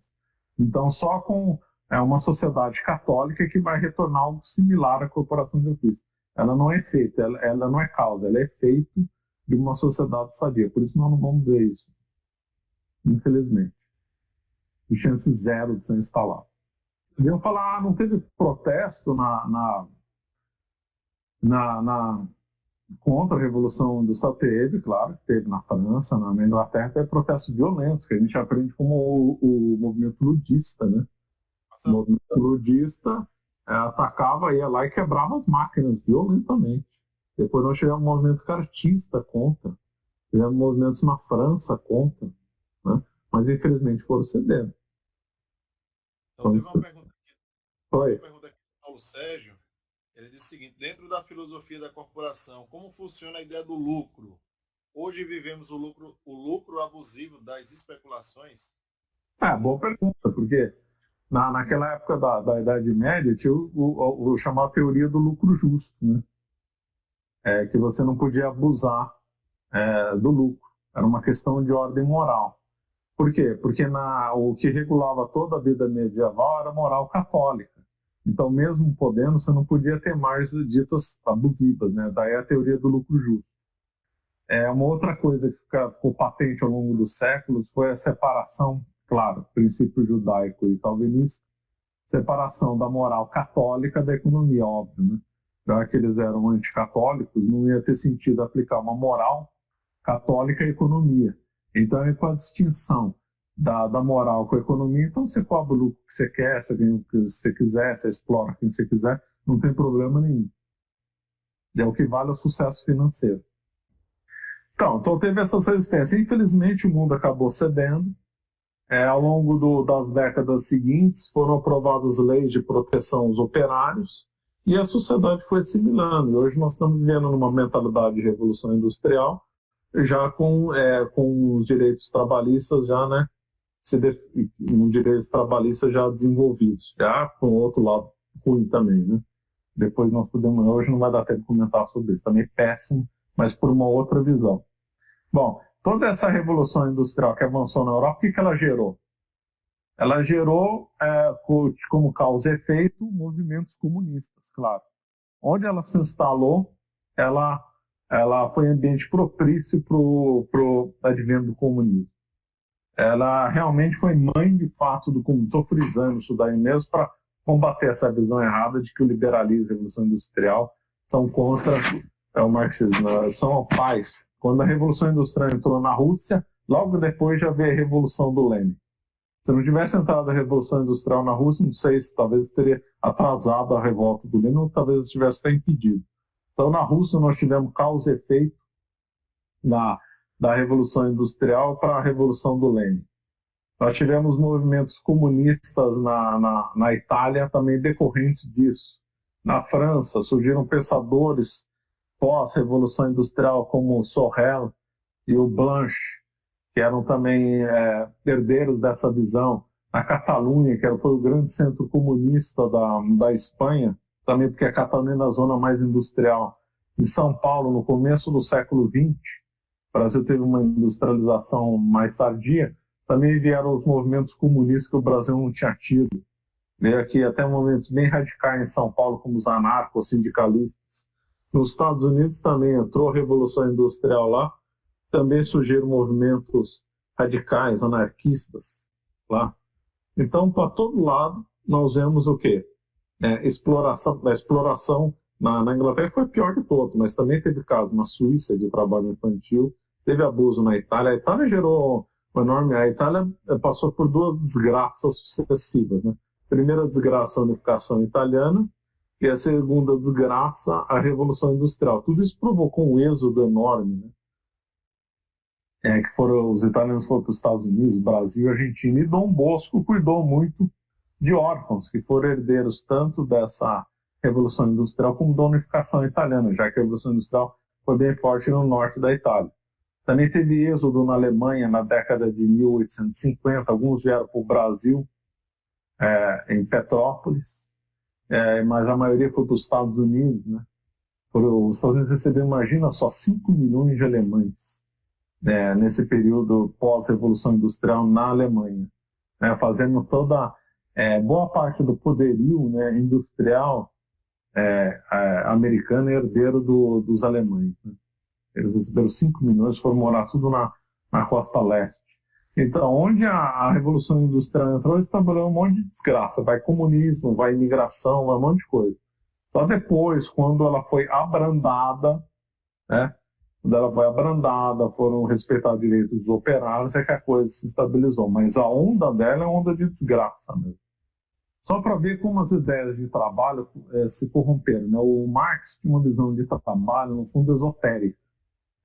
Esotérica porque ele baseou na visão de trabalho do Hegel. Um dos pais do pensamento do Marx é o Hegel. O Hegel teve influências esotéricas e cabalistas. Quem se interessar por isso tem um livro muito bom, Hegel e a Tradição Hermética, falando justamente. O Hegel tinha uma visão de que o trabalho iria redimir o homem. Então o Hegel tinha uma visão esotérica de retificação do pecado original e de voltar ao paraíso adâmico. Ele também era adepto das teses do Joaquim de Fiore, do Terceiro Reino, de voltar a um paraíso na Terra, por meio do trabalho. Então ele tinha uma visão esotérica no trabalho. Já como Deus amaldiçoou Adão, o trabalho assim amaldiçoado e a terra também, o Hegel achava que podia romper essa maldição divina com uma visão mística do trabalho. O Marx herdou essa visão e aplicou do jeito materialista, entre aspas, porque no fundo a visão do Marx é bem esotérica, bem fundamentada na Cabala. E o Marx tinha essa visão que o trabalho também podia redimir o homem nessa terra, só que de modo coletivo. Então, daí que surgiu toda nessa esteira dessa visão partido. Por isso que tem partidos trabalhadores para tudo quanto é lado. PT aqui no Brasil é uma herança dessa visão esotérica. É uma visão de que a organização do trabalho, do operariado, feita de forma correta, vai fazer a volta, vai retificar o pecado original e fazer uma volta ao paraíso adâmico. Lógico que não é utilizar, o Marx não usa a terminologia, mas a linguagem esotérica, o esoterismo que o Marx se baseou, tem mais ou menos essa linguagem. Então, tem toda essa visão mística do trabalho, quer dizer, uma visão completamente delirante. Então, nós temos na Idade Média uma visão de ordenação do trabalho, dando uma dignidade para o trabalho manual ordenada para a salvação eterna. Não significa que um bom trabalho você vai ser salvo. Já pela visão calvinista judaica, tendo uma riqueza material é um sinal que você está salvo. Depois de uma certa visão que entrou no catolicismo pós-revolução francesa, separa completamente o trabalho de questões morais. Então, por exemplo, fulano vai na igreja, mas tem um trabalho moral, não tem problema nenhum, uma coisa não se confunde com outra, típica mentalidade liberal. E aí nós temos uma visão marxista, hegeliana, desse tal visão esotérica do trabalho, que o trabalho vai reconduzir o homem, o trabalho pode ser meio de redenção do homem e da terra também. A realidade dessas visões ecológicas que nós estamos tendo são visões completamente esotéricas de redenção da terra, inclusive relacionando o trabalho à redenção da terra. Exemplo, então está dizendo, o movimento ecológico atualmente está dizendo que o homem, com o seu trabalho, está destruindo o planeta. Então, o homem, alterando a sua lógica de trabalho, vai melhorar o planeta. Quer dizer, essa aí, no fundo, é uma visão esotérica, uma visão que o Hegel defendia e outros, que a Cabala já defendia há séculos atrás. E essa visão marxista de redenção de trabalho era expressa quando ele falava que depois, quando veio o advento do comunismo, não do socialismo, do comunismo, o trabalho não vai mais pesar sobre o homem, ou seja, já vai voltar à época do paraíso adâmico, antes da maldição divina. Certo? Ficou claro? Muito bem. Então, vamos para a segunda fase da Revolução Industrial, que foi justamente na virada do século XIX para o século XX, cujo principal vetor foi os Estados Unidos.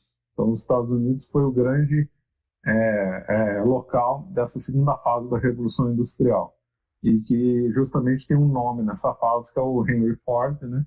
E aí vem o Fordismo, que é baseado no Taylor, né? No Taylorismo. O Taylor foi um teórico, o Ford aplicou na prática. Por isso que não diz Taylorismo, ou diz Fordismo. Vamos usar Fordismo, a expressão. E o Ford, então, ressaltou os princípios da Revolução Industrial por meio da produção em escala, né? E a produção setorial, na qual fica mais claro a visão de treinamento do operário. Então, na Revolução Industrial tinha um certo treinamento, mas era tudo muito vago, ainda não havia um sistema objetivo, racional, você tem que fazer exatamente isso ou tem que fazer exatamente aquilo. O Ford estabeleceu, entre aspas, uma racionalização na linha de produção, de modo que um operário só vai cuidar do pneu, o outro só vai cuidar do motor, o outro só vai cuidar da capota, setorizando o trabalho, e tudo com máquina presa. O artesão, na época de corporação de ofício, era um homem livre, até a ferramenta era livre. Depois ele se tornou um homem meramente treinado com ferramenta presa. A ferramenta é um grande símbolo do que aconteceu com o trabalhador manual, né, que faz trabalho manual. Então o Ford instalou esse modelo de produção supostamente racional, e com isso se dá uma escala nunca antes vista na história, propiciando o surgimento de grandes multinacionais e revolucionando o modo de produção, radicalizando os princípios da Revolução Industrial. O Ford, vejam só como uma coisa, o Ford ele investiu na União Soviética, investiu na Alemanha nazista, e investiu e gostava do Mussolini. O que tem a ver Mussolini, Hitler e Stalin? Para se ter uma ideia, o Ford chegou a elogiar o Stalin chegou a elogiar o Ford. A biografia do Ford chegou a ser o livro estrangeiro mais lido na Rússia. Foram americanos morar em Gorky para instalar a fábrica da Ford. O Mussolini também elogiou muito. O Ford fez uma fábrica na Alemanha nazista, que não foi bombardeado pelos aliados. Ford tinha assim, contatos impressionantes, né? Um homem chave para entender nos Estados Unidos, e aquele ambiente. O Ford foi o americano mais famoso da época dele, e aquela figura que realmente deu uma virada na história em favor da Revolução Industrial. E o que o Mussolini, o Hitler e o Stalin têm em comum? Ambos, os três eram socialistas, né? Aqui nós estamos defendendo que o fascismo, nós eram socialistas. Sobre o tema do fascismo socialista, eu gravei umas aulas nesse tema, mas também recomendo o livro Fascismo de Esquerda, de Jonah Goldberg. É um livro fantástico, muito bom. Então, todos eles, o Stalin, o Hitler e o Mussolini, viram que o modo de produção do Ford era um modo voltado para as massas. Era um modo que poderia favorecer o socialismo. E como de fato é mesmo. Na frase do Ford se vê isso. Todo mundo pode escolher a cor do carro na Ford, conquanto que ela seja preta. Quer dizer, então havia um igualitarismo na cor, um igualitarismo no modelo, só havia um modelo que era o Ford T e uma cor só. O Ford, então, se instalou o capitalismo moderno, na qual ele é uma fusão dialética da Revolução Industrial com o socialismo. Deixa eu explicar melhor. Ela do ponto de vista, ela enriquece o dono da empresa. Claro, lá o Ford, os acionistas, eles vão enriquecendo. Desse ponto de vista, é capitalista. Porém, em relação ao produto final, todas as grandes empresas estão fazendo produtos voltados para as massas. Produtos que favorecem o igualitarismo. Nós ainda vamos avançar mais nessa ideia. É que eu esqueci, pulei um tema que era a coisificação. Eu vou voltar na coisificação, que vai relacionar com isso. Aí depois nós vamos terminar a aula explorando esse lado do igualitarismo. O que é a coisificação? A coisificação surgiu com a Revolução Industrial, é um termo do século XIX que o Marx usa, né? Eu não vou usar no sentido marxista. Os socialistas foram muito hábeis em dominar certas palavras, porque afinal quem domina o dicionário domina o mundo, né? Então, se criam palavras ou usam palavras em outro sentido, aí se ficar escravo de determinados conceitos, você acaba manipulando todo mundo por causa disso. Então, mas o que é coisificação? Coisificação é estabelecer nas relações humanas justamente uma coisa. Então, dando um exemplo, fica mais fácil. Por exemplo, atividade de corporação de oficial alfaiate.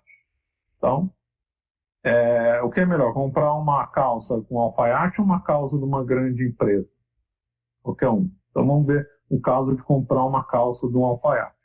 Eu chego, cumprimento o alfaiate pelo nome, conheço ele, tomo um café na casa dele, ele vai me medir e vai fazer uma calça que só vai servir bem em mim. Eu tenho uma relação pessoal com o alfaiate. E essa calça está me servindo. E essa calça vai ter uma etiqueta com o nome dele. Então eu tenho uma coisa, que é a calça, mas eu tenho uma relação pessoal que vale mais que a calça. Essa relação pessoal, na realidade, é que me fez comprar determinada calça ou determinado objeto, qualquer um. Estou dando o exemplo do alfaiate para ficar tranquilo. Então, essa é uma visão típica de corporação de ofício. Ter um contato pessoal com alguém que faz uma coisa para mim, no qual eu tenho uma relação pessoal com quem faz. Aí agora eu vou comprar uma calça numa grande empresa. Eu não conheço o dono da empresa, não sei quem fez aquela calça, pode ter sido um chinês, um indiano, um paquistanês, sei lá quem fez a calça. Aquela calça não foi feita para mim, foi feita para quem servisse nela, quer dizer, a calça existe antes de eu experimentar ela. Parece que foi feito para a calça, e não a calça para mim. E eu não tenho relação com aquilo, só vou ver uma marca estampada.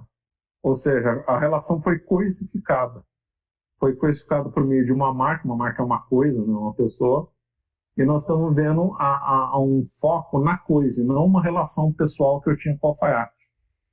Então, se trocou. A corporação de ofício era uma relação em que o consumidor tinha com que produzir o produto, uma relação pessoal, na qual o produto, a coisa que eu quero comprar, sai dessa relação pessoal. A Revolução Industrial e com o Fordismo e com o século XX inverteu, só estou tendo contato com a coisa. As pessoas são cada vez menos importantes na aquisição dos produtos. Isso em qualquer área. Banco, antigamente no Brasil, nos lugares do mundo, cada banco era uma agência bancária, uma só. Então tinha o dono dentro da agência bancária. Então podia se conversar com o dono de um banco. Pedir empréstimo direto para o dono de um banco. Hoje não. Hoje você nem tem mais acesso a um caixa pessoa física, né? Um homem, uma mulher. Tem uma coisa eletrônica. Está totalmente coisificada a relação bancária. Eu entro no caixa eletrônico e tiro o dinheiro. Completamente coisificado. Acabou a relação pessoal. Isso e tudo. Isso é o que se chama coisificação. É colocar coisas nas relações humanas. De Estela Palma. Como que a revolução pode ter sido a aplicação das ideias capitalistas e, ao mesmo tempo, a mãe do comunismo? Porque o capitalismo é mãe do comunismo. O capitalismo pode ser associado com outra palavra, liberalismo, né? E o liberalismo é o pai do comunismo, por causa da sequência das revoluções, né? Então nós temos a primeira revolução protestante, ela então introduziu o vírus da igualdade na religião. Depois a revolução industrial e a revolução francesa introduziram o vírus da igualdade na relação política, visto pela revolução francesa, né? E aí depois vai ter que ter um vírus para vírus da igualdade na relação econômica. A Revolução Industrial ela já é igualitária em relação aos operários, né? Primeiro que você não tem uma estrutura hierárquica, aprendiz, oficial jurado e mestre. Em toda uma estrutura hierárquica, né? Um santo de função. Você vai ter uma massa de operários que vão ganhar a mesma coisa, que eles querem que pense todo mundo igual, que vão comer a mesma coisa, que vão comer todos os produtos totalmente igualitários. E você vai ter, então, o topo, que é um patrão que não está nem aí, só quer ganhar dinheiro. Então você já tem uma estrutura igualitária na base. Eu pergunto, qual que seria a diferença de se trabalhar numa indústria em Liverpool em 1800 e se trabalhar numa indústria stalinista em 1930? É igual. Vai dar numa indústria do Mao Tse Tung em 1960. Dá igualzinho. Eu vou ter a mesma condição de trabalho. A única diferença é que lá em Liverpool quem vai me pagar é um capitalista. E na União Soviética quem vai me pagar é o Partido Comunista Soviético. E no Mao Tse Tung quem vai me pagar é o Partido Comunista Chinês. A lógica é a mesma. A lógica da Revolução Industrial e da mentalidade stalinista maoísta só troca o capitalista de Liverpool pelo Estado, igualzinho, o resto fica igual. Vai ter aquela massa de operário no limiar, só não passando fome para conseguir trabalhar. Então nós vimos por vários anos que a Revolução Francesa, a Revolução Industrial, ela já tem os germes igualitários aí no meio. O Frederico perguntou, né, que ele comentou o seguinte: hoje em dia já se parte para a personificação das coisas. Fala-se bastante em internet das coisas. Se você puder comentar sobre... Então isso seria o final. Então vamos avançar então. Nós já estamos indo para o final da aula. Então, visto com esse Fordismo, uma radicalização do Fordismo é a chamada McDonaldização da sociedade. É um termo implicado por Ritzer. Põe aí, McDonaldization Society de Ritzer. É um livro curioso, escrito na década de 1990, alguma coisa, que agora atualmente tem um monte de sociólogo americano trabalhando em cima do conceito. Na qual, então, ele introduziu uma visão do McDonald's e o processo supostamente racional do McDonald's, vendo como essa mentalidade se desenvolveu para outras áreas, que na verdade é uma mentalidade fordista, né? Mas um pouco mais radical ainda. Então, o que é o McDonald's? O McDonald's é um restaurante horroroso, aliás, por sinal, comida péssima. Ele tem justamente esses matizes da Revolução Industrial Radical. Então, ele visa vender um produto igualitário para todo mundo. Então, um isopor, aquele sanduíche com todos os gostos de isopor, tem o mesmo gosto no Brasil e no Japão. Ele é totalmente igualitário em relação aos locais. Totalmente igualitário. Você pediu um sanduíche X ou Y no McDonald's, vai ter o mesmo gosto de isopor. Tudo ruim. E ele é um mecanismo veloz, né, que você tem que comer rápido, é o fast food. Então você não tem que ter mais um prazer lento da alimentação, com companhia, com ritual. Você vai lá comer no McDonald's para ter uma mera recarregar sua bateria. Então, ele tá te coisificando, ele está te tratando como uma bateria a ser carregada. Ele deu uma escala igual do Ford, aplicada na alimentação, radicalizando a coisificação e o materialismo. E também vendendo a ideia socialista que já estava embutida no Fordismo. Socialista por quê? Porque é igual, é igualitarismo, né? O socialismo briga que todo homem tem que comer e ter as mesmas condições para igual para todo mundo. O McDonald's faz isso na culinária. Então o McDonald's tem a alma comunista, igual a Coca-Cola. Coca-Cola é um McDonald's em forma de líquido. Ambos são muito ruins, ambos são antimetafísicos, ambos são subprodutos da Revolução Industrial e ambos são completamente avessos à culinária e à bebida artesanal. Eu duvido, alguém que tenha um mínimo de bom senso não vai trocar uma IPA por uma Coca-Cola, né? Não vai trocar um vinho por uma Coca-Cola. A cerveja também é industrial, né? Aliás, ela própria pode ser a comparação. Uma cerveja artesanal é muito mais interessante que uma cerveja industrial. Agora, o vinho que não dá para ser industrial, ele tem uma alma de corporação de ofício, vinho, claro. Ele tem uma alma de trabalho artesanal, ele tem uma outra estrutura, ele pertence à Idade Média. O vinho é um produto medieval. Coca-Cola é um produto da Revolução Industrial. Um é igualitário, o outro é da desigualdade sadia da Idade Média, já que a desigualdade é um bem, o igualitarismo é um mal. Então, essa McDonaldização da sociedade, que é uma radicalização do Fordismo, foi para todo lado. O banco é um exemplo que eu dei, o banco é um exemplo da McDonaldização. E você vai lá num caixa eletrônico, totalmente codificado, rápido, prático, mas você não tem contato humano. As grandes corporações globais buscam a coisificação e a produção em massa para atingir lucros cada vez maiores. Haveria alguma forma de se atingir este objetivo de outra maneira? Algum exemplo de empresa? Daniel Magalhães pergunta aí. Então, o erro está no princípio, né? Naquela visão de corporação de ofício, nunca poderia ter grandes indústrias, grandes empresas, o que é bom. O melhor é você ter vários proprietários, quanto mais proprietários, melhor. Enquanto que agora está diminuindo a quantidade de proprietários e uma concentração de riqueza na mão de um. Isso é ruim. Esse tipo de visão atende à visão fascista de mundo. Está lá no livro do Jonathan Goldberg. Lembrando que fascismo é uma visão socialista. Hein? Qual que é a diferença de socialismo marxista para o fascismo? Os dois têm o mesmo objetivo, socializar os homens. Só que difere no meio. Enquanto o Marx queria apropriação dos meios de produção na mão do Estado, o fascismo tolera que fique na mão de grandes empresários, desde que sejam voltados para determinada ideologia. É o que acontece hoje no mundo. O fascismo, na versão americana, chama-se progressismo, e está muito bem explicado no livro já citado do Jonathan Goldberg. Então, essa mentalidade do progressismo americano, o mundo hoje é fascista, né?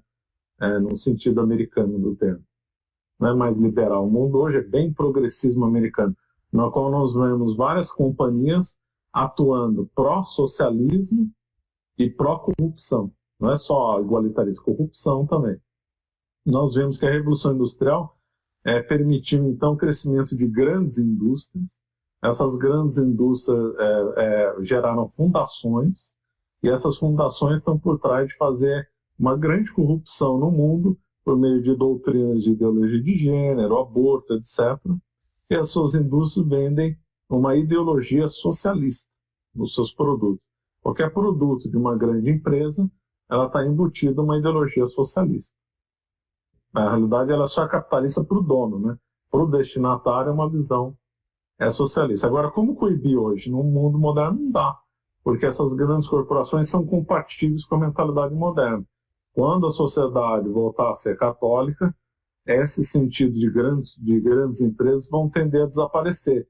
Essas pessoas vão se convertendo, vão estudando metafísica, ela vai recusar comer no McDonald's. Ela vai preferir um produto regional e um produto artesanal, assim para todas as coisas. Então, essas grandes empresas, elas vão ser, no tempo, desaparecer, vão ser fracionadas em empresas menores que vão atuar com produtos diferentes. Então, é assim que funciona. Infelizmente, não tem a mentalidade moderna sustenta essas grandes empresas. E agora, com a pandemia, nós vemos que elas vão ficar cada vez mais fortes. O fim das corporações de ofício, Márcio, pelo que você falou aí, né, meio que pulveriza a sociedade. Os indivíduos ficam mais isolados, né? A ascensão dessas políticas afirmativas que visa, digamos assim, formar esses grupos, né? Identificação de grupo. Seria uma espécie de uma imitação meio que perversa, uma tentativa de um novo corpo intermediário? Eu acho... seria ingenuidade disso. Sabe por quê? Porque essas coisas são de meio de causa e efeito, né? As pessoas vão ter que se converter à religião católica para surgir isso. Não tem como alterar o meio e fim. Não tem jeito. Se nós quisermos as corporações de ofício, primeiro tem que saber o catecismo, não adianta. Não tem jeito. Tá bom, então vamos para o segundo tópico. Então nós temos 4 revoluções industriais. A primeira nós já falamos, a segunda é do Ford, com a radicalização da McDonaldização do mundo. A terceira, então, é do mundo digital, que é o que nós estamos vivendo agora, de passagem já para a quarta revolução. Então, na terceira do mundo digital, também uma radicalização da mentalidade da revolução industrial e da mentalidade da coisificação.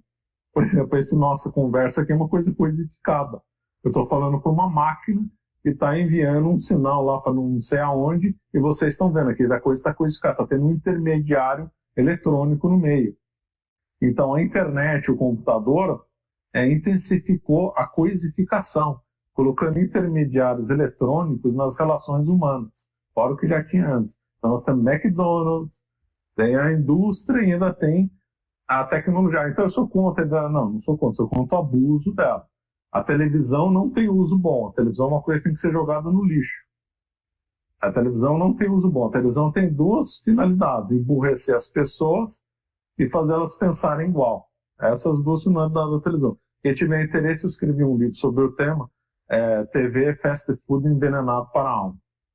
Então, televisão, ela não tem uso bom. A televisão foi o primeiro coisa de apelo de massa, de emburrecer as pessoas que têm notícia em grande escala, que é de acordo com a mentalidade da Revolução Industrial. Porque toda mentalidade da Revolução Industrial é estabelecer uma mentalidade de massa. E a televisão fez isso massivamente na cultura e na divulgação de informações. A internet, obviamente, é pós-televisão. A internet, ela, na realidade, ela é uma faca de 2 gumes. Ela pode ser bem usada ou pode ser usada ainda pior que a televisão.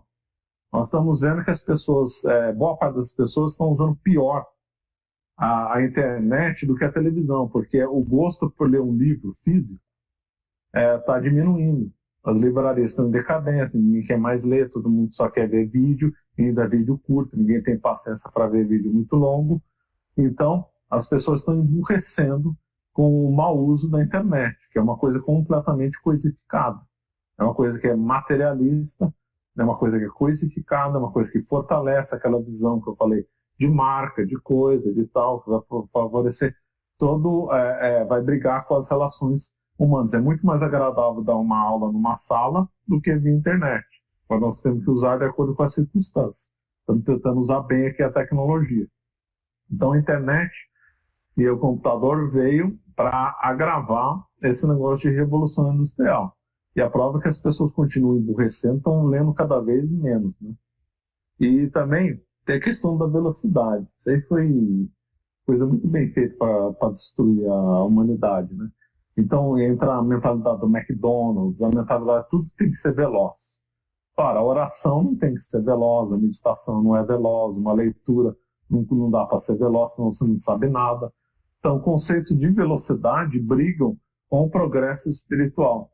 E hoje acredito que tudo tem que ser veloz, tudo tem que ser rápido, tudo é para ontem, carro rápido, avião rápido, internet rápida, comida rápida. Enquanto que não é assim. Se alguém quiser ter progresso intelectual, progresso espiritual, ter certas atividades têm que ser lentas. Oração, meditação, leitura, só tríade. E agora, então, se não bastasse toda essa coisificação, que nós já estamos, né? Muita gente é escravo de marca, é escravo de uma coisa. A pessoa só compra um produto de uma determinada marca X. Ou seja, você está servindo uma marca, você está servindo uma coisa, você está coisificado. E agora está se falando então da internet das coisas, que é uma mais radicalização ainda. Quer dizer, é um aparelho de internet vai conversar com outro via internet. Quer dizer, uma geladeira vai conversar com não sei qual aparelho via internet para fazer não sei o quê. É uma coisa completamente coisificada e nós estamos escravos disso. Aí lembra aquele repente que eu gosto muito, que eu aprendi com o Antônio Emílio. O planeta movido à internet é escravo da tecnologia. Que é o que nós estamos vendo. Então nós estamos escravos da tecnologia. Antes você tinha um O seu patrão era uma pessoa física, agora são coisas. A tecnocracia entra onde? Marcello perguntou. Bom, a tecnocracia é uma visão completamente errada, né? De colocar tecnocratas para comandar a sociedade. Isso aí relaciona totalmente, porque se você, o que vem tecnocrata? Tecnocrata é um técnico, né? Que técnico é aquele que manuseia bem um determinado instrumento. Em vez de ser uma pessoa que vai ter um domínio, uma ação política, numa determinada região, uma certa influência em relação aos outros, pela uma moral boa que ele tenha, porque ele é uma pessoa de virtude, não. Você troca isso por um especialista. Então nós estamos vivendo na ditadura dos especialistas. Então quem tem mais influência na sociedade não é uma pessoa, um grande pensador, uma pessoa que tem uma moral boa, uma pessoa que tem uma virtude, mas sim um suposto especialista. Como nunca tem unanimidade na ciência, então quem manda no mundo, mídia escolhe o especialista que quer. Então na realidade não é bem o especialista mandando. É esse grupo que manda no mundo que usa um argumento de ciência para justificar a posição dele, como nós estamos vendo na pandemia. Então não tem consenso que a quarentena é boa. Tem uns cientistas que defendem que ela é boa, tem outros que defendem que não. Agora quem manda no mundo optou por aquele cientista. Então na realidade a ciência está sendo instrumentalizada por quem manda no mundo. Mas não deixa de ser uma ditadura dos cientistas, porque eles são usados para essa finalidade. O Marcelo Matos perguntou que relação a mentalidade da Revolução Industrial tem com o consumismo atual. Total, né? Porque se a gente um produto artesanal tende a ser um pouco mais caro que um produto de escala, só que durar mais, né? Então, a Revolução Industrial estabeleceu produtos mais baratos, só que muitos de má qualidade, funcionando uma troca exagerada, né? Um exemplo clássico disso é a lâmpada. Quando as lâmpadas foram criadas, elas duravam muito. Tem até uma lâmpada no corpo de bombeiros nos Estados Unidos que, acreditem ou não, está funcionando ininterruptamente durante 100 anos, ou funcionou durante 100 anos. Depois, os fabricantes, isso é sério, não é gozação, os fabricantes de lâmpada nos Estados Unidos se reuniram e falaram: nós temos que fazer lâmpadas que durem pouco, senão nós não vamos vender. Nós não podemos vender uma lâmpada que dura 20, 30 anos. Imagina, 100 anos atrás tinha tecnologia para fazer uma lâmpada durar 20, 30, 100 anos. E eles se reuniram para fazer lâmpadas para durar pouco, para ganhar mais. Então é lógico, a mentalidade capitalista é vender produtos que durem pouco para você comprar mais. Aí você tem a propaganda via televisão para estimular um consumismo. O consumismo é você comprar um produto que você não queira. Ou seja, um servilismo a uma coisa. Você não está usando a coisa para uma finalidade que você está sendo escravo de alguma marca ou de uma propaganda. O Marcelo ainda continua na pergunta e ele diz o seguinte: se o consumismo foi introduzido por Ford ou foi algo trazido pela Revolução Industrial? É bem mentalidade industrial. Agora eu não saberia precisar, mas com certeza já teve antes do Ford. Claro, é que o Ford, com aquele método de produção, deu uma escala inacreditável. Marcelo, o Ford escreveu um livro falando sobre o judeu, né? Esse livro aí é uma coisa meio falsa, o judeu internacional, né? Ele se debatia contra, ele denunciou a máfia dos judeus em Hollywood, e essa denúncia da máfia dos judeus em Hollywood está certa, né? Inclusive, eu estou terminando de ler um livro que coloca os judeus como os criadores de Hollywood, mas ele tinha um viés antissemita, assim, isso está errado. Então é isso, como a gente disse na semana passada, né, vamos voltar ao isolamento social, né? Vamos voltar e vamos tentar não coisificar esse isolamento social. É verdade. Tá bom, então, Maria. Agradeço a todos.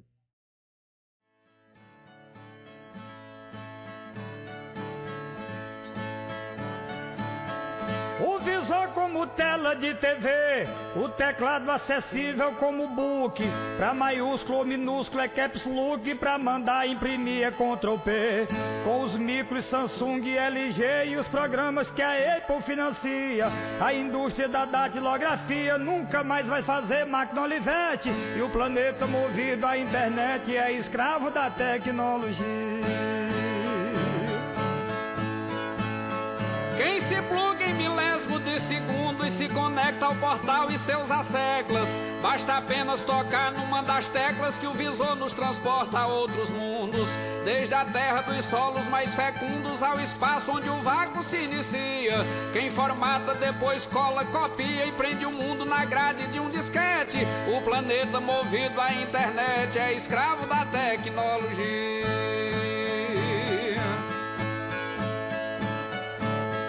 A indústria se autodestruindo, descartou o compacto e LP. Veio o surto da febre do CD e DVD mal chegou, já está saindo. MD não há mais ninguém pedindo, no Haddad gravar ninguém confia. Fita BASF tem pouca serventia e ninguém quer mais nem ver videocassete. E o planeta movido à internet é escravo da tecnologia.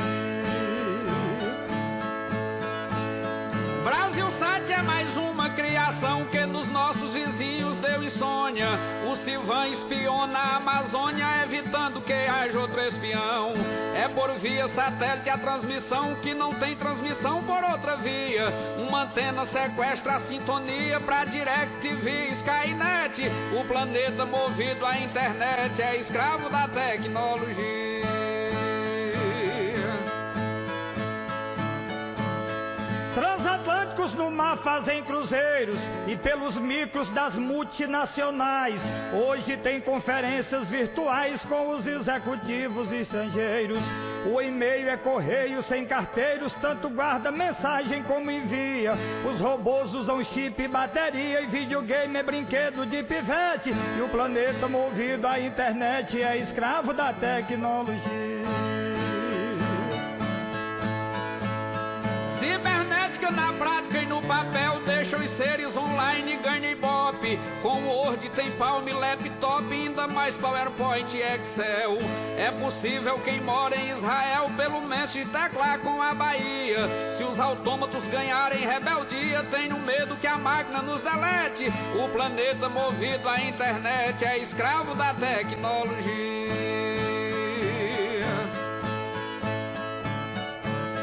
Pra prever terremotos e tufões, os sismógrafos têm números numa escala.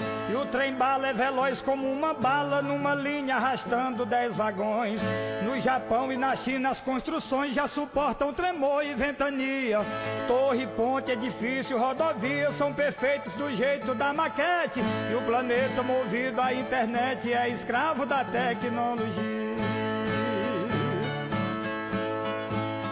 Nosso pouso na Lua foi suave, um robô foi a Marte e se deu bem. Estão querendo ir ao Sol, mas o Sol tem de calor um problema muito grave. Mas a NASA não tem espaçonave que suporte essa carga de energia. Se for feita de fibra se desfia e de alumínio monstrengo se derrete.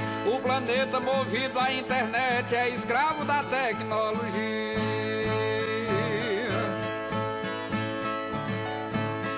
Motorola trocou técnica e conselho, Nokia e Siemens galgaram patamares. Já estão fora de moda os celulares que tem câmera e visor infravermelho. Reduzindo o tamanho de aparelho, a Pantec fez mais do que devia. Que a memória de um chip não podia ser mais grossa que a lâmina de um gilete. E o planeta movido à internet é escravo da tecnologia. Hoje a Bombardier não fere as leis e Embraer mãe de Cênicas e Tucanos. Invisível aos radares, há 2 anos já existe avião que a Sukhoi fez. É da NASA o XA-43 que voando tem mais autonomia. Um piloto automático opera e guia o Airbus e o 747. O planeta movido à internet é escravo da tecnologia.